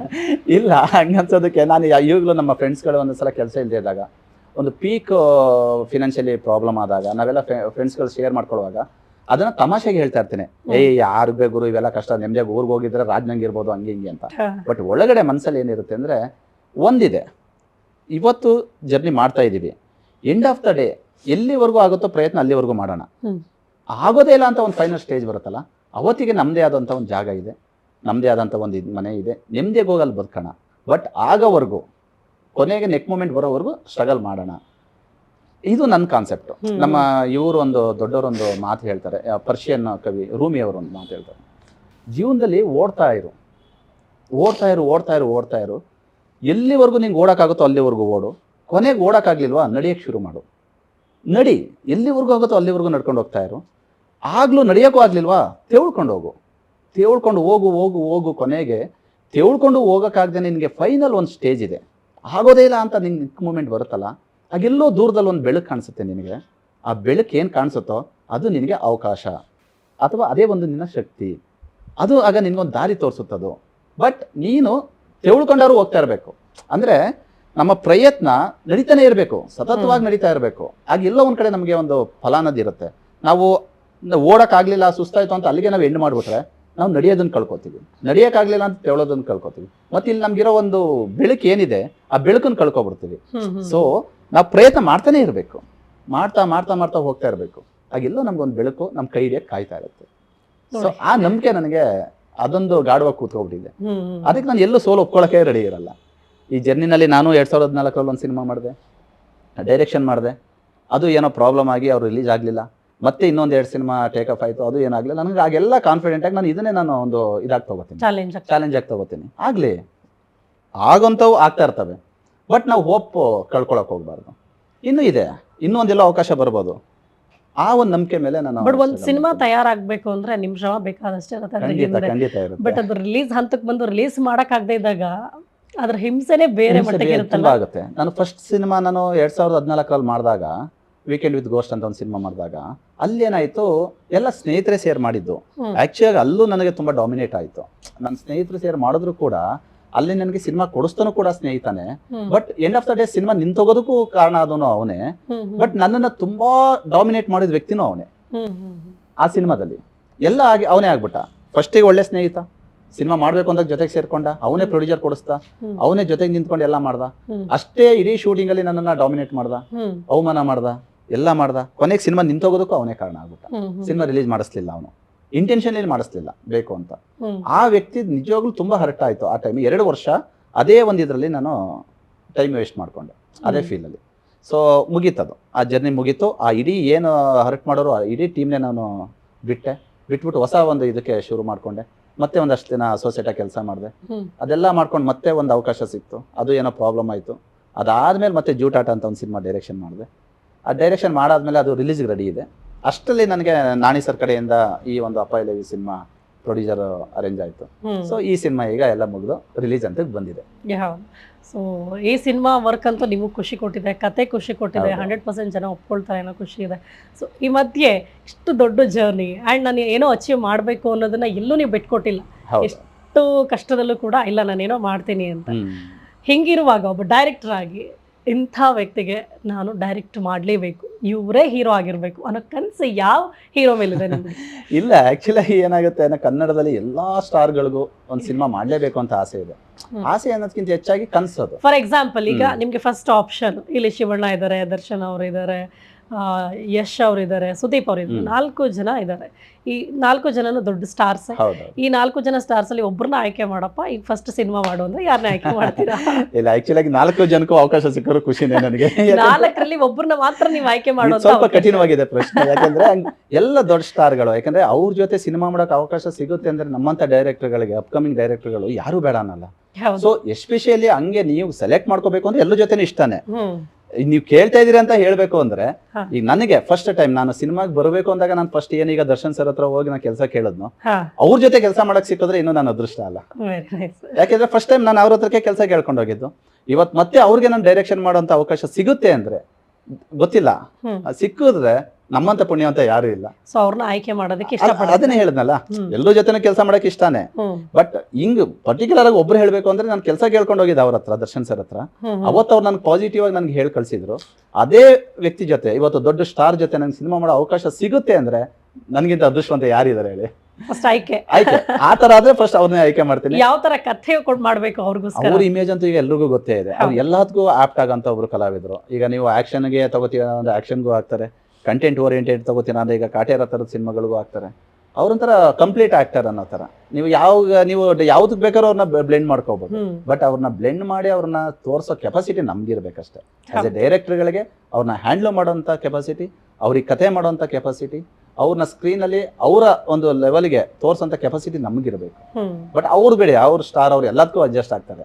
ಅವ್ರಿಗೆ ಸಿನಿಮಾ ಮಾಡೋ ಅವಕಾಶ ಸಿಕ್ಕಿದ್ರೆ ನಾವೇ ಪುಣ್ಯ. ಬಟ್ ಇನ್ಸ್ಪೈರ್ ಅವರು, ಕರೆಕ್ಟ್, ಇನ್ಸ್ಪೈರ್ ಆಗಿ ತಗೊಂಡು ಅವ್ರನ್ನ 100% ಅವ್ರ ಜೊತೆ ಕೆಲಸ ಮಾಡ್ಬೇಕು ಅನ್ನೋ ಆಸೆ ಇದೆ. ಗೊತ್ತಿಲ್ಲ ದೇವರು ಯಾವ ಕಡೆಯಿಂದಾದ್ರೂ ಹಿಂಗೆ ಎಸೆದ್ಬಿಟ್ರೆ ಒಂದು ಹೂನ ಹಂಗೆ ತಗೊಂಡು ಹೋಗಿ ಮಾಡ್ಬಿಡ್ತೀವಿ. ಮತ್ತೆ ಕನ್ನಡ ಇಂಡಸ್ಟ್ರಿ ಚೇತರಿಸ್ಕೊಳ್ಳೋದಕ್ಕೆ, ಮತ್ತೆ ಎದ್ದು ನಿಲ್ಲೋದಕ್ಕೆ ಅವ್ರ ಸಿನಿಮಾನೇ ಕಾರಣ ಆಯ್ತು. ಸೊ ಅವ್ರ ಹಾಡೇ ಇದೆಯಲ್ಲ, ಅವರು ಕ್ಲಾಸಿಗೂ ಮಾಸಿಗೂ ಬಾಸ್ ಅಂತ. ಸೊ ಹಂಗೆ ಅವರು ಕ್ಲಾಸಿಗೂ ಸೈ, ಮಾಸಿಗೂ ಸೈ. ಸೊ ಹೀಗಿರುವಾಗ ಅವ್ರ ಕತೆ ಬರೆಯೋ ಅವಕಾಶ ಸಿಕ್ಕಿದಾಗ ನಿಮ್ಗೆ ಖುಷಿ ಆಗುತ್ತೆ. ಇದರ ಮಧ್ಯೆ ಪರ್ಸನಲ್ ಆಗಿ ನೋಡಿದಾಗ ಒಬ್ಬ ಹೀರೋನ, ಅವರ ವ್ಯಕ್ತಿತ್ವದಲ್ಲಿ ನಿಮ್ಗೆ ಏನ್ ಇಷ್ಟ ಆಗುತ್ತೆ? ದರ್ಶನ್ ಸರ್. ದರ್ಶನ್ ಸರ್ ಅಂದ್ರೆ ಅದನ್ನೇ ಹೇಳದ್ನಲ್ಲ, ಸ್ಟ್ರಗಲ್ ಲೈಫ್. ಈಗ ನೋಡಿ, ಒಬ್ಬ ಸ್ಟಾರ್, ಒಬ್ಬ ಫ್ಯಾಮಿಲಿ ಬ್ಯಾಕ್ ಗ್ರೌಂಡ್ ಇರುವಂತ ಅವ್ರ ಮಗ ಆದ್ರೂ ಕೂಡ ಅವ್ರು ಅದನ್ನ ಎಲ್ಲೂ ಎನ್ಕ್ಯಾಶ್ ಮಾಡ್ಕೊಳ್ದಂಗೆ ಸ್ವಂತ ಬಲದಿಂದ ಅವರು ಬೆಳೆದಿರೋ ರೀತಿ ಇದೆಯಲ್ಲ, ಅದು ಪ್ರತಿಯೊಬ್ಬರಿಗೂ ಇನ್ಸ್ಪೈರ್ ಆಗುವಂಥದ್ದು. ಅವರು ನೋಡಿ, ಈಗ ಲೈಟ್ ಬಾಯ್ ಆಗಿ ಬಂದರು, ಅಲ್ಲಿಂದ ಮತ್ತೆ ಕ್ಯಾಮ್ರಾ ಅಸಿಸ್ಟೆಂಟ್ ಆಗಿ ಹೋದ್ರು, ಅಲ್ಲಿಂದ ಮತ್ತೆ ಸ್ಟಾರ್ ಆಗಿ ಬಂದರು. ಆ ಜರ್ನಿ, ಈಗ ಯಾರಿಗೂ ಅಷ್ಟು ಯಶಸ್ಸು ಅನ್ನೋದು ಸುಮ್ಮನೆ ಸಿಗಲ್ಲ. ಅದ್ರ ಹಿಂದೆ ತುಂಬಾ ಶ್ರಮ ಇರುತ್ತೆ. ಈಗ ನಾವಾಗ್ಬೋದು, ಈಗ ನಾನು ಇಷ್ಟು ನನ್ನ ಸ್ಟೋರಿ ಹೇಳ್ತಾ ಬರ್ತಾ ಇದ್ದೀನಿ, ನಮ್ದು ಜರ್ನಿ. ಹಂಗಂದ್ರೆ ಇದನ್ನ ನಾವು ಇನ್ನೊಬ್ರಿಗೆ ಇನ್ಸ್ಪೈರ್ ಆಗ್ಲಿ ಅಂತ ಹೇಳ್ತೀವಿ ಹೊರತು, ನಾವು ಇದನ್ನ ಮಾಡಿದೀವಿ, ಇದು ದೊಡ್ಡ ನಾವೇ ಕಷ್ಟಪಟ್ಟಿದೀವಿ ಅಂತಲ್ಲ. ನಮ್ಗಿಂತ ಇನ್ನೂ ಕಷ್ಟಪಟ್ಟರು ತುಂಬಾ ಜನ ಇರ್ತಾರೆ. ಆಮೇಲೆ ನಮ್ಗಿಂತ ಇನ್ನೂ ಕಠೋರ ದಿನಗಳನ್ನ ನೋಡಿರೋಂಥವ್ರು ಇರ್ತಾರೆ. ಬಟ್ ಇವು ಇನ್ನೊಬ್ರಿಗೆ ಬರೋಂಥವ್ರಿಗೆ, ಈಗ ಹೊಸಬ್ರಿಗೆ ಬರೋಂಥವ್ರಿಗೆ ಸಿನಿಮಾದಲ್ಲಿ ಈ ತರನೂ ಕಷ್ಟಪಟ್ಟರೆ ಈ ತರ ಹಂತಕ್ಕೆ ಬರ್ಬೋದು ಅನ್ನೋದಕ್ಕೆ ಒಂದು ಇನ್ಸ್ಪೈರ್ ಆಗ್ಬೋದು ಹೊರತು ನಾವೇನು ಅಂತ ಅದ್ಭುತವಾದ ಅಥವಾ ಬೇರೆಯವ್ರಿಗಿಂತ ನಾವು ಜಾಸ್ತಿ ಕಷ್ಟಪಟ್ಟಿದ್ದೀವಿ ಅಂತಲ್ಲ. ದರ್ಶನ್ ಸರ್ ಏನಕ್ಕೆ ಇಷ್ಟ ಆಗ್ತಾರೆ ವೈಯಕ್ತಿಕವಾಗಿ ಅಂದ್ರೆ, ಆ ಹಂತದಿಂದ ಬಂದು ಇವತ್ತೊಂದು ಸೂಪರ್ ಸ್ಟಾರ್ ಲೆವೆಲ್ ಅಲ್ಲಿ ಇದ್ದಾರೆ. ನೋಡಿದ್ರೆ ಈಗ ಯಾರಿಗೂ ಅವ್ರಿಗಿರೋಷ್ಟು ಫ್ಯಾನ್ ಬೇಸ್ ಯಾರಿಗೂ ಇಲ್ಲ. ಆ ಸೆಲೆಬ್ರಿಟೀಸ್ ಅಂತ ಒಂದು ವರ್ಡ್ ಇದೆಯಲ್ಲ, ಅವ್ರನ್ನ ಎಲ್ಲೋ ತಗೊಂಡೋಗಿ ಕೂರಿಸ್ಬಿಟ್ಟಿದೆ. ಸೊ ಆ ಒಂದು ಇದೆಯಲ್ಲ, ಅವ್ರನ್ನ ಸ್ಟ್ರಗಲ್ ಮಾಡಿ ಅವ್ರು ಇವತ್ತು ಹಂತಕ್ಕೆ ಬಂದು ಇವತ್ತು ಆ ರೇಂಜ್ ಅಲ್ಲಿ ಇರುವಂತ ಒಬ್ಬ ಸ್ಟಾರ್ ಅಲ್ಲ, ಎಲ್ರಿಗೂ ಇನ್ಸ್ಪೈರ್ ಅಲ್ಲ. ಅಣ್ಣವ್ರ ಅಭಿಮಾನಿಗಳ ದೇವರು ಅಂದ್ರು, ಎಲ್ಲ ಅದನ್ನೇ ಇವರು ಸೆಲೆಬ್ರಿಟೀಸ್ನೇ ದೇವರು ಅಂದ್ರು. ಮತ್ತೆ ಇವತ್ತಿಗೂ ಕೂಡ ದರ್ಶನ್ ಸರ್ಗೆ ಇರೋಷ್ಟು ಫ್ಯಾನ್ ಬೇಸ್ ಎಲ್ಲೂ ನಾವು ನೋಡಕ್ಕಾಗಲ್ಲ. ಅಂತ ಅಭಿಮಾನಿಗಳಿದ್ದಾರೆ ಅವ್ರಿಗೋಸ್ಕರ. ನಾವು ನೋಡ್ತೀವಲ್ಲ, ನಮ್ಮ ಮಂಡ್ಯದಲ್ಲಿ ಆಗ್ಬೋದು, ಎಲ್ಲ ಕಡೆ ಅದೇ. ನಾವು ಫಸ್ಟ್ ನಾನು ಅದೇ ಹೇಳದ್ನಲ್ಲ, ಕೆಲಸ ಕೇಳ್ಕೊಂಡು ಹೋಗಿದ್ದೆ ಆ ಸ್ಟಾರ್ ಅವರ ಒಂದು ಫ್ಯಾನ್ಸ್ ಇದಿದೆ ಅಂತಾನೆ. ನಮ್ಮವರು ಅನ್ನೋ ಒಂದು ಅಭಿಮಾನ ನಮಗೆ ಎಲ್ಲಕ್ಕಿಂತ ಹೆಚ್ಚಾಗಿ, ನಮ್ಮ ಮಂಡ್ಯದವರು ಅನ್ನೋದೊಂದು ಅಭಿಮಾನ. ಮಂಡ್ಯ ಅಂದ ತಕ್ಷಣ ಡೆಫಿನೆಟ್ ಆಗಿ ಎಲ್ಲರೂ ಅಂಬರೀಷ್ ಮಾಡ್ಕೊಳ್ತಾರೆ, ರೆಬಲ್ ಸ್ಟಾರ್. ಸೊ ನೀವು ಎಲ್ಲೋ ಚರ್ಚೆ ಮಾಡ್ಬೇಕಾದ್ರೆ ಕೇಳ್ಬಿಟ್ಟಿದ್ದೀನಿ, ನೀವು ಅವರ ಬಿಗ್ ಫ್ಯಾನ್ ಆಗಿದ್ರಿ ಅಂತ. ಹೌದಾ? ಬಿಗ್ ಫ್ಯಾನ್ ಅಂದ್ರೆ ಏನಾಗುತ್ತೆ, ನಮ್ಗೆ ಬೇಸಿಕಲಿ ನಮ್ಮ ಮಂಡ್ಯ ಸೈಡ್ ಅವ್ರಿಗೆ ಸಿನಿಮಾ ಅಂತ ಬಂದ್ರೆ ಫಸ್ಟ್ ಅಂಬರೀಷ್ ಅಣ್ಣನೇ ಬರೋದು. ಕರೆಕ್ಟ್. ನಾವು ಚಿಕ್ಕ ವಯಸ್ಸಿಂದ ನಮ್ಮ ಬುದ್ಧಿ ಬಂದಾಗಿಂದ ಸಿನಿಮಾ ಯಾರು ಅಂದ್ರೆ ಅಂಬರೀಷ್ ಅಣ್ಣ ಸಿನಿಮಾ. ನಾವು ಊರುಗಳಲ್ಲಿ ಆಗೆಲ್ಲ ಸಿನಿಮಾ ನೋಡ್ತಿದ್ದಾಗ್ಲೂ ಕೂಡ ಈ ಬೀದಿನಲ್ಲಿ ಸಿನಿಮಾ ಹಾಕೋರು ಆಗ ಥಿಯೇಟರ್ಗಳಿಗಿಂತ, ಆ ಟೈಮಲ್ಲೂ ಕೂಡ ಅಂಬರೀಷ್ ಅಣ್ಣ ಸಿನಿಮಾ ಅಂದ್ರೆ ನಾವು ಬೆಳಿಗ್ಗೆ ನೈಟ್ ಕೂತ್ಕೊಂಡ್ರೆ ಬೆಳಿಗ್ಗೆವರೆಗೂ ಸಿನಿಮಾಗಳು ನೋಡ್ತಿದ್ವಿ. ಅದ್ರಲ್ಲೂ ಅಂಬರೀಷ್ ಅಣ್ಣ ಸಿನಿಮಾ ಅಂದ್ರೆ ಫುಲ್ ಫ್ಯಾನ್ಸ್ ನಾವು ಒಂದು ಇದಾದಾಗ ಕಾಲೇಜ್ ಡೇಸ್ಗೆ ಬಂದಾಗ್ಲೂ ಕೂಡ ಅಂಬರೀಷ್ ಅಣ್ಣನ ಸಿನಿಮಾನ ಒಂದು ಬಿಟ್ಟಿಲ್ಲ. ಕ್ರೇಜ್ ಅದು ನಮ್ಗೆ. ನಾನು ಅದೇ ನಮ್ಮ ಮಂಜು ಅಂತ ನನ್ನ ಫ್ರೆಂಡ್ ಅಂತ ಹೇಳಿದ್ನಲ್ಲ, ಅವನು ನನಗಿಂತ ದೊಡ್ಡ ಫ್ಯಾನ್ ಅಂಬರೀಷ್ ಅಣ್ಣಂಗೆ. ನಾವಿಬ್ರು ಎಲ್ಲೇ ಸಿನಿಮಾ ಹಾಕಿದ್ರು ಮೈಸೂರಲ್ಲಂತೂ ಯಾವ ಸಿನಿಮಾ ಎಲ್ಲೆಲ್ಲಿ ಹಾಕಿದ್ರೆ ಓಡಾಡ್ಕೊಂಡು ನೋಡ್ಬಿಟ್ಟಿದೀವಿ ಥಿಯೇಟರ್ಗಳಲ್ಲಿ. ಅಷ್ಟೊಂದು ಜರ್ನಿ ಮಾಡಿದ್ದೀವಿ. ತುಂಬಾ ಇಷ್ಟ ಅಂಬರೀಷ್ ಅಣ್ಣ. ಆಕ್ಚುಲಿಗೆ ಆಗೆಲ್ಲ ನಾವು ಅಂಬರೀಷ್ ಅಣ್ಣನ ಹೀರೋ ಆಗಿ ನಾವು ಕನ್ಸಿಡರ್ ಮಾಡಿ ಆ ಅಂಬರೀಷ್ ಅಣ್ಣನ ಇನ್ಸ್ಪೈರ್. ಸಿನಿಮಾ ಅಂದ್ರೆ ಅಂಬರೀಷ್ ಅಣ್ಣ ಅನ್ನೋದೇ ನಮ್ಗೆಲ್ಲ ಮಂಡ್ಯದವ್ರಿಗೆ ಫಿಕ್ಸ್. ಅದು ಇವತ್ತಿಗೂ ಅಷ್ಟೇ, ಮಂಡ್ಯ ಅಂದ್ರೆ ಅಂಬರೀಷ್ ಅಣ್ಣ. ಇವತ್ತಿಗೂ ನಾವು ಅದೇ ನಾನು ಮೊನ್ನೆ ನಮ್ಮ ಆಡಿಯೋ ಲಾಂಚ್ ಅಲ್ಲಿ ಅದನ್ನೇ ಹೇಳ್ತಾ ಇದ್ದೆ. ನಮ್ಮ ಆಡಿಯೋ ಲಾಂಚಿಗೆ ಲಕ್ಕಿಲೆ ಅಭಿಷೇಕ್ ಅಂಬರೀಷ್ ಅವ್ರು ಬಂದ್ರು. ಅದು ಪ್ರೇಮ್ ಸರ್ ಕಡೆಯಿಂದ ಅವರೇ ನಮ್ಮ ಮಾತಾಡಿ ಕರ್ಸ್ಕೊಟ್ರು. ಅವತ್ತು ಎಷ್ಟು ಖುಷಿ ಆಯ್ತು ಅಂದ್ರೆ, ನಾವು ಒಬ್ಬ ಸ್ಟಾರ್ನ ಇನ್ಸ್ಪೈರ್ ಆಗಿ ನಾವು ಒಂದು ಇದಾಗಿ ಅಂಬರೀಷ್ ಅಣ್ಣನ ನಾವು ನೋಡಿದಂಥವ್ರು, ಅಂಬರೀಷ್ ಅಣ್ಣ ಸಿನಿಮಾ ನೋಡಿ ಬೆಳೆದಂಥವ್ರು. ಅವ್ರ ಮಗ ಇವತ್ತು ನಮ್ಮ ಒಂದು ಸಿನಿಮಾಗೆ, ನಾನ್ ಡೈರೆಕ್ಷನ್ ಮಾಡ್ತಾ ಇರೋಂಥ ಸಿನಿಮಾಗೆ ಅವ್ರು ಬಂದು ಆಡಿಯೋ ಲಾಂಚ್ ಮಾಡ್ಕೊಟ್ಟಿದ್ರು ಅಂತ ನಿಜವಾಗ್ಲೂ ನಂಗೆ ಅವತ್ತು ತುಂಬಾ ಖುಷಿ ಆಯ್ತು. ತುಂಬಾ ಖುಷಿ. ಯಾಕಂದ್ರೆ ನಾನು ಅಂಬರೀಷ್ ಅಣ್ಣವ್ರನ್ನ ನೋಡಿದ್ವಿ, ಅವ್ರ ಎಲೆಕ್ಷನ್ ಟೈಮಲ್ಲೆಲ್ಲ ಅವ್ರಿಗೆ ನಾವು ಅನೌನ್ಸ್ ಮಾಡಿದ್ವಿ, ಅವ್ರ ಜೊತೆ ಎಲ್ಲ ಓಡಾಡಿದ್ವಿ. ಬಟ್ ಆಗ ಅದೊಂದು ಅಭಿಮಾನಕ್ಕೆ ಓಡಾಡಿದ್ವಿ. ಆಗ ಅವರು MP ಆದಾಗ, ನಮ್ಮ ಮಂಡ್ಯದಲ್ಲಿ ನಿಂತ್ಕೊಂಡು ಗೆಲ್ದಾಗ, ಅದೆಲ್ಲ ತುಂಬಾ ಸಲ ನಾವು ಅವ್ರಿಗೆ ಎಲೆಕ್ಷನ್ಗೆ ಹೋಗ್ತಿದ್ವಿ, ಖುಷಿಗೆ ಹೋಗ್ತಿದ್ವಿ. ಅದಾದ್ಮೇಲೆ ಸಿನಿಮಾದಲ್ಲಿ ಒಂದಷ್ಟು ಶೂಟಿಂಗ್ ಜಾಗದಲ್ಲಿ ನೋಡಿದ್ವಿ ಅಷ್ಟೇ. ಬಟ್ ಪರ್ಸ್ನಲಿ ಅವ್ರನ್ನ ನಾವು ಯಾವುದೋ ವರ್ಕ್ ಮಾಡಿಲ್ಲ ಅವ್ರ ಜೊತೆ ನಾನು. ಆದ್ರೆ ಸುಮಲತಾ ಮೇಡಮ್ ಜೊತೆ ವರ್ಕ್ ಮಾಡೋ ಅವಕಾಶ ಸಿಕ್ತು. ತಾಯಿಗೆ ತಕ್ಕ ಮಗ ಸಿನಿಮಾದಲ್ಲಿ ಅವ್ರ ಜೊತೆ ನಾನು ವರ್ಕ್ ಮಾಡಿದೆ ಕೋ ಡೈರೆಕ್ಟರ್ ಆಗಿ. ಅದೊಂದು ಒಳ್ಳೆಯ ಅನುಭವ. ಸೊ ನಮ್ಮ ಆಡಿಯೋ ಲಾಂಚ್ಗೆ ಅಭಿಷೇಕ್ ಸರ್ ಬಂದಿದ್ದು ನಮ್ಗೆ ಇನ್ನೂ ಒಂದು ಖುಷಿಯಾದಂತ ವಿಚಾರ. ಕರೆಕ್ಟ್. ಈ ಮಧ್ಯೆ ನೀವು ಈ ಜರ್ನಿಯಲ್ಲಿ ಕೆಲವರು ಅಷ್ಟೇ ನೆನಪು ಅಂದಾಗ ನಾನು ಆಗ್ಲೇ ನಿಮ್ಮ ಹತ್ರ ಮಾತಾಡೋ ಗೊತ್ತಾಯ್ತು. ದೊಡ್ಡ ಕ್ಯಾಮ್ರಾಮನ್ ಜೊತೆ ನೀವು ವರ್ಕ್ ಮಾಡೋ ಅವಕಾಶ ಸೆಂಥಿಲ್ ಅವರು. ಆ ಭೇಟಿ ಹೆಂಗಿತ್ತು? ವರ್ಕ್ ಎಕ್ಸ್ಪೀರಿಯನ್ಸ್ ಹೇಗೆ? ಸೂಪರ್. ಅದು ಏನಾಯ್ತು ಅಂದ್ರೆ 2011 ನಾನು ಹಿಂಗೆ ವರ್ಕ್ ಮಾಡಬೇಕಾದ್ರೆ ಯಾರೋ ಕಡೆಯಿಂದ ನನಗೆ ಆ ಸಿನಿಮಾ ಕೆಲಸ ಮಾಡೋಕೆ ಅವಕಾಶ ಬಂತು. ದಿಲ್ಕಾ ರಾಜ ಅಂತೇಳಿ ಸಿನಿಮಾ, ಅದು ಕೋ ಡೈರೆಕ್ಟರ್ ಆಗಿ ನಾನು ಹೋದೆ. ಅಲ್ಲಿ ಬಂದು ಸೆಂಥಿಲ್ ಕುಮಾರ್ ಅವರು ಕ್ಯಾಮ್ರಾಮನ್. ಅಷ್ಟಲ್ಲಿ ಅವ್ರದ್ದು ಅದು ಮಗಧೀರನ ಈಗನೂ ಯಾವುದೋ ಮುಗ್ದಿತ್ತು, ದೊಡ್ಡ ಹೆಸರು ಅವರಿಗೆ. ಫಸ್ಟ್ ಟೈಮ್ ಕನ್ನಡ ಸಿನಿಮಾದಲ್ಲಿ ಅವರು ಅದನ್ನು ಒಪ್ಕೊಂಡು ಮಾಡೋಕೆ ಬಂದಿದ್ದಂಥ ಸಿನಿಮಾ ಅದು. ರಮ್ಯ ಅವರು ಹೀರೋಯಿನ್, ಪ್ರಜ್ವಲ್ ದೇವರಾಜ್ ಅವರು ಹೀರೋ. ಸೊ ಶೂಟಿಂಗ್ ಸ್ಟಾರ್ಟ್ ಆಯಿತು. ಅವರು ಎಕ್ಸ್ಪೀರಿಯೆನ್ಸ್ ನೋಡಿ, ಯಾವತ್ತೂ ನಾವು ದೊಡ್ಡವರಿಂದ ಏನು ಕಲಿಬೇಕು ಅಂದರೆ, ಅವರು ಎಷ್ಟೇ ದೊಡ್ಡವರಾದರೂ ಕೂಡ ಡೌನ್ ಟು ಅರ್ತ್ ಇರ್ತಾರೆ ಕೆಲವು. ಅವ್ರಿಗೆ ಅದು ಏನು ಅಹಂ ಅನ್ನೋದು ತಲೆಯಲ್ಲಿರಲ್ಲ, ನಾವು ದೊಡ್ಡವರು ಅನ್ನೋದೊಂದು ತಲೆಯಲ್ಲಿರಲ್ಲ, ನಾನು ದೊಡ್ಡ ಕ್ಯಾಮ್ರಾಮನ್ ಅನ್ನೋದು ತಲೆಯಲ್ಲಿರಲ್ಲ. ಸೊ ಆ ವ್ಯಕ್ತಿ ಅವರು ಸೆಂಥಿಲ್ ಕುಮಾರ್ ಸರ್ ಕೂಡ ಶೂಟಿಂಗ್ ಸ್ಟಾರ್ಟ್ ಆದರೆ ಪ್ರತಿಯೊಬ್ಬರೂ ಅವ್ರು ಹೆಂಗೆ ನೋಡ್ತಿದ್ರು ಅಂದರೆ, ತುಂಬ ಅವರು ಸೆಟ್ಟಲ್ಲಿ ಮಾತಾಡೋದೇ ಇಲ್ಲ. ಅವ್ರ ಕೆಲಸ ಅಷ್ಟೇ. ಈಗೇನು ಶಾರ್ಟ್ ಇಟ್ಟು ಡೈರೆಕ್ಟರ್ ಜೊತೆ ಡಿಸ್ಕಷನ್ ಆಯಿತು, ಶಾರ್ಟ್ ಇಟ್ಟು ಆ ಶಾರ್ಟ್ಗೆ ಏನು ಬೇಕೋ ಅದನ್ನು ಹೇಳ್ತಾರೆ. ವಾಯ್ಸೇ ಬರಲ್ಲ ಅವ್ರದ್ದು, ಕೂಲಾಗಿ ಹೇಳ್ತಾರೆ ಎಲ್ಲರಿಗೂ. ಕೆಲಸ ಮಾತಾಡ್ತಾ ಹೋಗುತ್ತೆ. ಯಾರು ಅಕಸ್ಮಾತಲ್ಲಿ ಅವ್ನು ಏನೋ ತಪ್ಪು ಮಾಡ್ತಾ ಇದ್ದಾನೆ ಅನ್ಸಿದ್ರೆ ಅವ್ರು ಎಲ್ಲರ ಮುಂದೆ ಅವನಿಗೆ ಕೂಗಾಡೋದು, ರೇಗಾಡೋದು, ವಾಯ್ಸ್ ರೈಸ್ ಮಾಡೋದು ಅದು ಯಾವುದೂ ಇಲ್ಲ. ನೀಟಾಗಿ ಹತ್ರ ಕರೀತಾರೆ. ಹತ್ರ ಕರೆದು ಸೈಡು ಕರ್ಕೊಂಡೋಗಿ, ನೀನು ಅಲ್ಲಿ ಮಾಡ್ತಾ ಇರೋದು ಹಂಗಲ್ಲ. ಅದು ಅವರು ತೆಲುಗು ಅಲ್ಲಿ. ಆ್ಯಕ್ಚುಲಿ ನಾವು ಅವರಿಂದನೇ ಅಲ್ಲಿ ಒಂದು ಸ್ವಲ್ಪ ತೆಲುಗು ಕಲ್ತ್ಕೊಂಡ್ವಿ. ಅವ್ರು ಅದನ್ನು ಕರೆದ್ಬಿಟ್ಟು ಅಂದರೆ ಅವ್ರ ಟೀಮಲ್ಲಿ ಯಾರು ಅಸಿಸ್ಟೆಂಟ್ ಆಗಿದ್ದರು ಅವ್ರ ಹತ್ರ ಕೆಲಸ ಮಾಡ್ತಿದ್ದವ್ರಿಗೆ ಹತ್ರ ಕರೆದು, ಚೂಡ್ರ ಅದು ಅಲ್ಲ చేయాలి, ಇಲ್ಲ చేయాలి, ಚೈ ಕೂಡ್ದು, ಹಿಂಗೆ ಏನೋ ಅವ್ರದ್ದೇ ಆದ ಒಂದು ಇದರಲ್ಲಿ ಎಲ್ಲನೂ ಮಾತಾಡೋರು. ಬಟ್ ಕೂಲಾಗಿ ಅವ್ರಿಗೆ ಅರ್ಥ ಮಾಡಿಸೋರು, ಅದನ್ನು ಹೇಳ್ಕೊಡೋರು.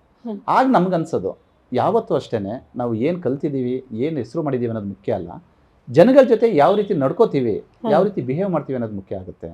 ಅದೇ ನಮ್ಮನ್ನು ಕಾಪಾಡೋದು. ಸೊ ಅವ್ರು ಇನ್ಸ್ಪೈರ್ಡ್. ನಾನು ಇವತ್ತಿಗೂ ಅಷ್ಟೇ, ನಾವು ಯಾವುದ್ರ ಸೆಟ್ಟಲ್ಲಿ ನಾನು ಕೂಗಾಡಕ್ಕೆ ಹೋಗೋದಿಲ್ಲ, ಕೂಲಾಗಿರ್ತೀವಿ. ಅಕಸ್ಮಾತ್ ಅಲ್ಲಿ ಏನೋ ತಪ್ಪಾಗ್ತಾಯಿದೆ ಅಂದ್ರೂ ನಾವು ಹಂಗೇನೆ ಅವ್ರ ಥರನೇ ಆರಾಮಾಗಿ ಕರೆದ್ಬಿಟ್ಟು ಹಂಗಲ್ಲ ಹಿಂಗೆ ಮಾಡಪ್ಪ ಅಂತ ಹೇಳ್ತೀವಿ. ಸುಮ್ಮನೆ ಎಲ್ಲರ ಮುಂದೆ ರೈಜ್ ಆಗೋದು, ಕೂಗಾಡೋದು ಇವೆಲ್ಲ ಅನಾವಶ್ಯಕ ಅಂತ ಅವ್ರು ನೋಡಿ ನಾವು ಕಲ್ತ್ಕೊಂಡಿದ್ದು. ತುಂಬ ಇನ್ಸ್ಪೈರ್ಡ್. ಇವತ್ತು ನೋಡಿ ಅವ್ರ ಜೊತೆ ಕೆಲಸ ಮಾಡಿದ ಪ್ರತಿಯೊಬ್ಬ ಅಸಿಸ್ಟೆಂಟ್ ಕೂಡ ಈಗ ಅಟ್ ಪ್ರೆಸೆಂಟ್ ಎಲ್ಲರೂ ಒಳ್ಳೊಳ್ಳೆ ಸಿನಿಮಾಗಳು ಮಾಡ್ತಿದ್ದಾರೆ. ಹೊಸದಾಗಿ ನಾನು ಕೂಡ ಡೈರೆಕ್ಟರ್ ಆಗಬೇಕು ಅಂತ ಕನಸು ಕಟ್ಟೋರಿಗೆ ಅಥವಾ ಈ ಇಂಡಸ್ಟ್ರಿಗೆ ಬರಬೇಕು ಅಂತ ಅನ್ಕೊಳ್ಳೋರಿಗೆ ನೀವು ಏನು ಹೇಳ್ತೀರಾ? ನಿಮ್ಮ ಅನುಭವದಲ್ಲಿ ಏನು ಹೇಳ್ಬೇಕು? ಇಲ್ಲ, ಇಲ್ಲಿ ಏನಾಗುತ್ತೆ, ಎಲ್ರಿಗೂ ಅವ್ರದ್ದೊಂದು ಕನಸು ಅಂತ ಇದ್ದಾಗ ಕನಸನ್ನ ಅವರು ನನ್ಸು ಮಾಡ್ಕೋತೀನಿ ಅನ್ನೋ ನಂಬಿಕೆ ಅವರಿಗಿದ್ರೆ, ಅವ್ರ ಮೇಲೆ ಅವ್ರಿಗೆ ನಂಬಿಕೆ ಇದ್ದರೆ ಖಂಡಿತವಾಗಿ ಬರ್ಬೋದು. ಆಮೇಲೆ ಕೆಟ್ಟದ್ದು ಒಳ್ಳೇದು ಎಲ್ಲ ಕಡೆನೂ ಇರುತ್ತೆ. ಸಿನಿಮಾ ಅದಕ್ಕೆ ಹೊರತಾಗಿಲ್ಲ.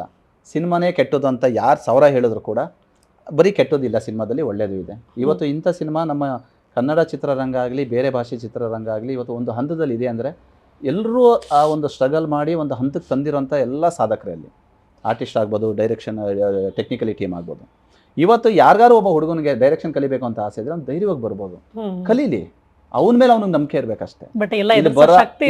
ಇಲ್ಲಿ ಬರೋಂಥ ಕಷ್ಟಗಳನ್ನ, ಇಲ್ಲಿ ಬರೋಂಥ ಸಿಚುವೇಶನ್ಗಳನ್ನ ಎಲ್ಲಾನು ಫೇಸ್ ಮಾಡಿಕೊಂಡು ತನ್ನ ಗುರಿನ ಮುಟ್ತೀನಿ ಅಂತ ಯಾರಿಗೆ ನಂಬಿಕೆ ಇದೆಯೋ ಅವ್ರು ಯಾರು ಬೇಕಾದರೂ ಬರ್ಬೋದು. ಅಥರ್ವ ಆರ್ಯ ಅವ್ರಿಗೆ ಆಲ್ ದ ವೆರಿ ಬೆಸ್ಟ್. ಯಾಕಂದ್ರೆ ನಿಮ್ಮ ಜರ್ನಿ ಬಗ್ಗೆ ಕಂಪ್ಲೀಟಾಗಿ ನಮ್ಗೆ ತಿಳಿಸ್ಕೊಟ್ರಿ. ಒಂದಷ್ಟು ಏಳು ಬೀಳುಗಳು ಇದ್ದೇ ಇರುತ್ತೆ, ಅದೆಲ್ಲನೂ ಕೂಡ ಇವಾಗ ಜಯಿಸಿ ಒಂದು ಸಿನಿಮಾ ಮಾಡಿದ್ದೀನಿ ಅನ್ನೋ ಸ್ಯಾಟಿಸ್ಫ್ಯಾಕ್ಷನ್ ನಿಮಗಿದೆ, ಒಂದಷ್ಟು ಕತೆಗಳನ್ನ ಮಾಡಬೇಕು ಅನ್ನೋ ಲೆಕ್ಕಾಚಾರ ಇದೆ. ಸೊ ನಮ್ಮ ಇಂಡಸ್ಟ್ರಿಗೆ ನಿಮ್ಮ ಒಳ್ಳೆ ಕತೆಗಳು ಬರಲಿ, ನಿಮಗೂ ಒಳ್ಳೆ ಸಕ್ಸಸ್ ಸಿಗಲಿ. All the very best. Thank you. ಎಲ್ಲದಕ್ಕಿಂತ ಹೆಚ್ಚಾಗಿ ಫಸ್ಟ್ ನಮ್ಮ TV19ಗೆ, ಯಾಕಂದರೆ ಫಸ್ಟ್ ಇಲ್ಲಿವರೆಗೂ ಇಷ್ಟು ವರ್ಷ ಜರ್ನಿನಲ್ಲಿ ಪರ್ಸ್ನಲಾಗಿ ಇಂಥ ಈಗ ಆ್ಯಕ್ಚುಲಾಗಿ ಎಲ್ಲರೂ ಗೊತ್ತಿರೋ ಹಾಗೆ ಸಕ್ಸಸ್ ಆಗಿರೋರನ್ನ ಇಂಟರ್ವ್ಯೂ ಮಾಡೋದು, ಅವ್ರ ಅನುಭವ ಕೇಳೋದು ನಾವು ನೋಡ್ತಾನೆ ಇರ್ತೀವಿ. ಬಟ್ ಏನೂ ಇಲ್ಲದೆ ಇರೋಂಥವ್ರನ್ನ, ಈಗ ಇನ್ನು ಹೊಸಬ್ರು ಇನ್ನು ಸ್ಟ್ರಗಲ್ ಮಾಡ್ತಾ ಇರೋರನ್ನ ನೀವು ಕರ್ಕೊಬಂದು ಕೂರಿಸಿ ಅವ್ರ ಅನುಭವಗಳನ್ನ ನೀವು ಕೇಳಿ ಮತ್ತು ಅದನ್ನು ಜನಗಳಿಗೆ ತಿಳಿಸ್ಬೇಕು ಅನ್ನೋ ಒಂದು ಉದ್ದೇಶ ಇದೆಯಲ್ಲ, ಒಳ್ಳೆ ಉದ್ದೇಶ ಅದು. ನಂತರ ಇನ್ನು ಯಾರ್ಯಾರು ಇದ್ದಾರೋ ಪಾಪ ಅಂಥವ್ರಿಗೂ ಅವಕಾಶ ಮಾಡಿಕೊಡಿ, ಎಲ್ರಿಗೂ ಒಳ್ಳೇದಾಗಲಿ.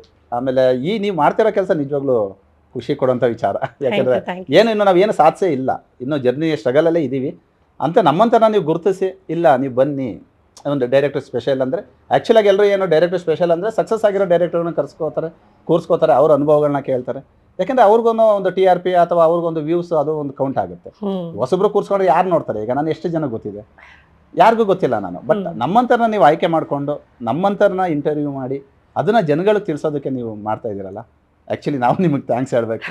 ಥ್ಯಾಂಕ್ ಯು ನಮ್ಮನ್ನು ಕರೆಸಿದ್ದಕ್ಕೆ, ನಮ್ಮ ಅನುಭವಗಳನ್ನ ಇಷ್ಟು ತಾಳ್ಮೆಯಿಂದ ಕೇಳೋದಕ್ಕೆ thank you very much. Actually ನೀವು ಪೇಷನ್ಸಲ್ಲಿ ಎಲ್ಲನೂ ಶೇರ್ ಮಾಡಿದ್ರಿ. ಆ್ಯಕ್ಚುಲಿ ಕೆಲವೊಮ್ಮೆ ಅಯ್ಯೋ ಅದನ್ನು ಹೇಳೋದ್ರಿಂದ ಏನಾಗ್ಬಿಡುತ್ತೆ, ಏನು ಬದಲಾಯಿಸ್ಬಿಡುತ್ತೆ ಅಂತ ಹೇಳ್ತಾರೆ. ಬಟ್ ಇಲ್ಲ, ನೀವೆಲ್ಲನೂ ಸಂಪೂರ್ಣವಾಗಿ ಓಪನ್ ಮೈಂಡೆಡಲ್ಲಿ ಎಲ್ಲ ಶೇರ್ ಮಾಡಿ. ಹೇಳಿದ್ನಲ್ಲ, ಈಗ ನಾವು ಕಷ್ಟಪಟ್ಟಿದ್ದೀವಿ ಅಂತ ನಾವು ಹೇಳ್ಕೊಳ್ಳೋದು ನಾವೇನೋ ಮಾಡಿದ್ದೀವಿ ಅಂತ ಅಲ್ಲ. ನಮ್ಮ ಥರ ಈಗ ನೀವು ಹೇಳಿದ್ರಲ್ಲ, ಈಗ ಹೊಸ್ದಾಗಿ ಬರೋರಿಗೆ ಏನು ಹೇಳಕ್ಕೆ ಇಷ್ಟಪಡ್ತೀವಿ, ಪಾಠ ಆಗಬೇಕು, ಇವು ಇನ್ಸ್ಪೈರ್ ಆಗ್ಬೋದು. ಏನು ಈ ಥರ ಎಲ್ಲ ಮಾಡಿ ಇವತ್ತು ಈ ಥರ ಸಿನಿಮಾ ಮಾಡಿದ್ದಾರೆ ಅಂದರೆ ಅವರು ಇಲ್ಲ ನಾವು ಕಷ್ಟಪಟ್ಟರೆ ನಾವು ಈ ಒಂದು ಹಂತಕ್ಕೆ ಹೋಗ್ಬೋದು ಅಂತ ಒಂದು ನಂಬಿಕೆ ಬರಲಿ ಅಂತ ಅಷ್ಟೇ.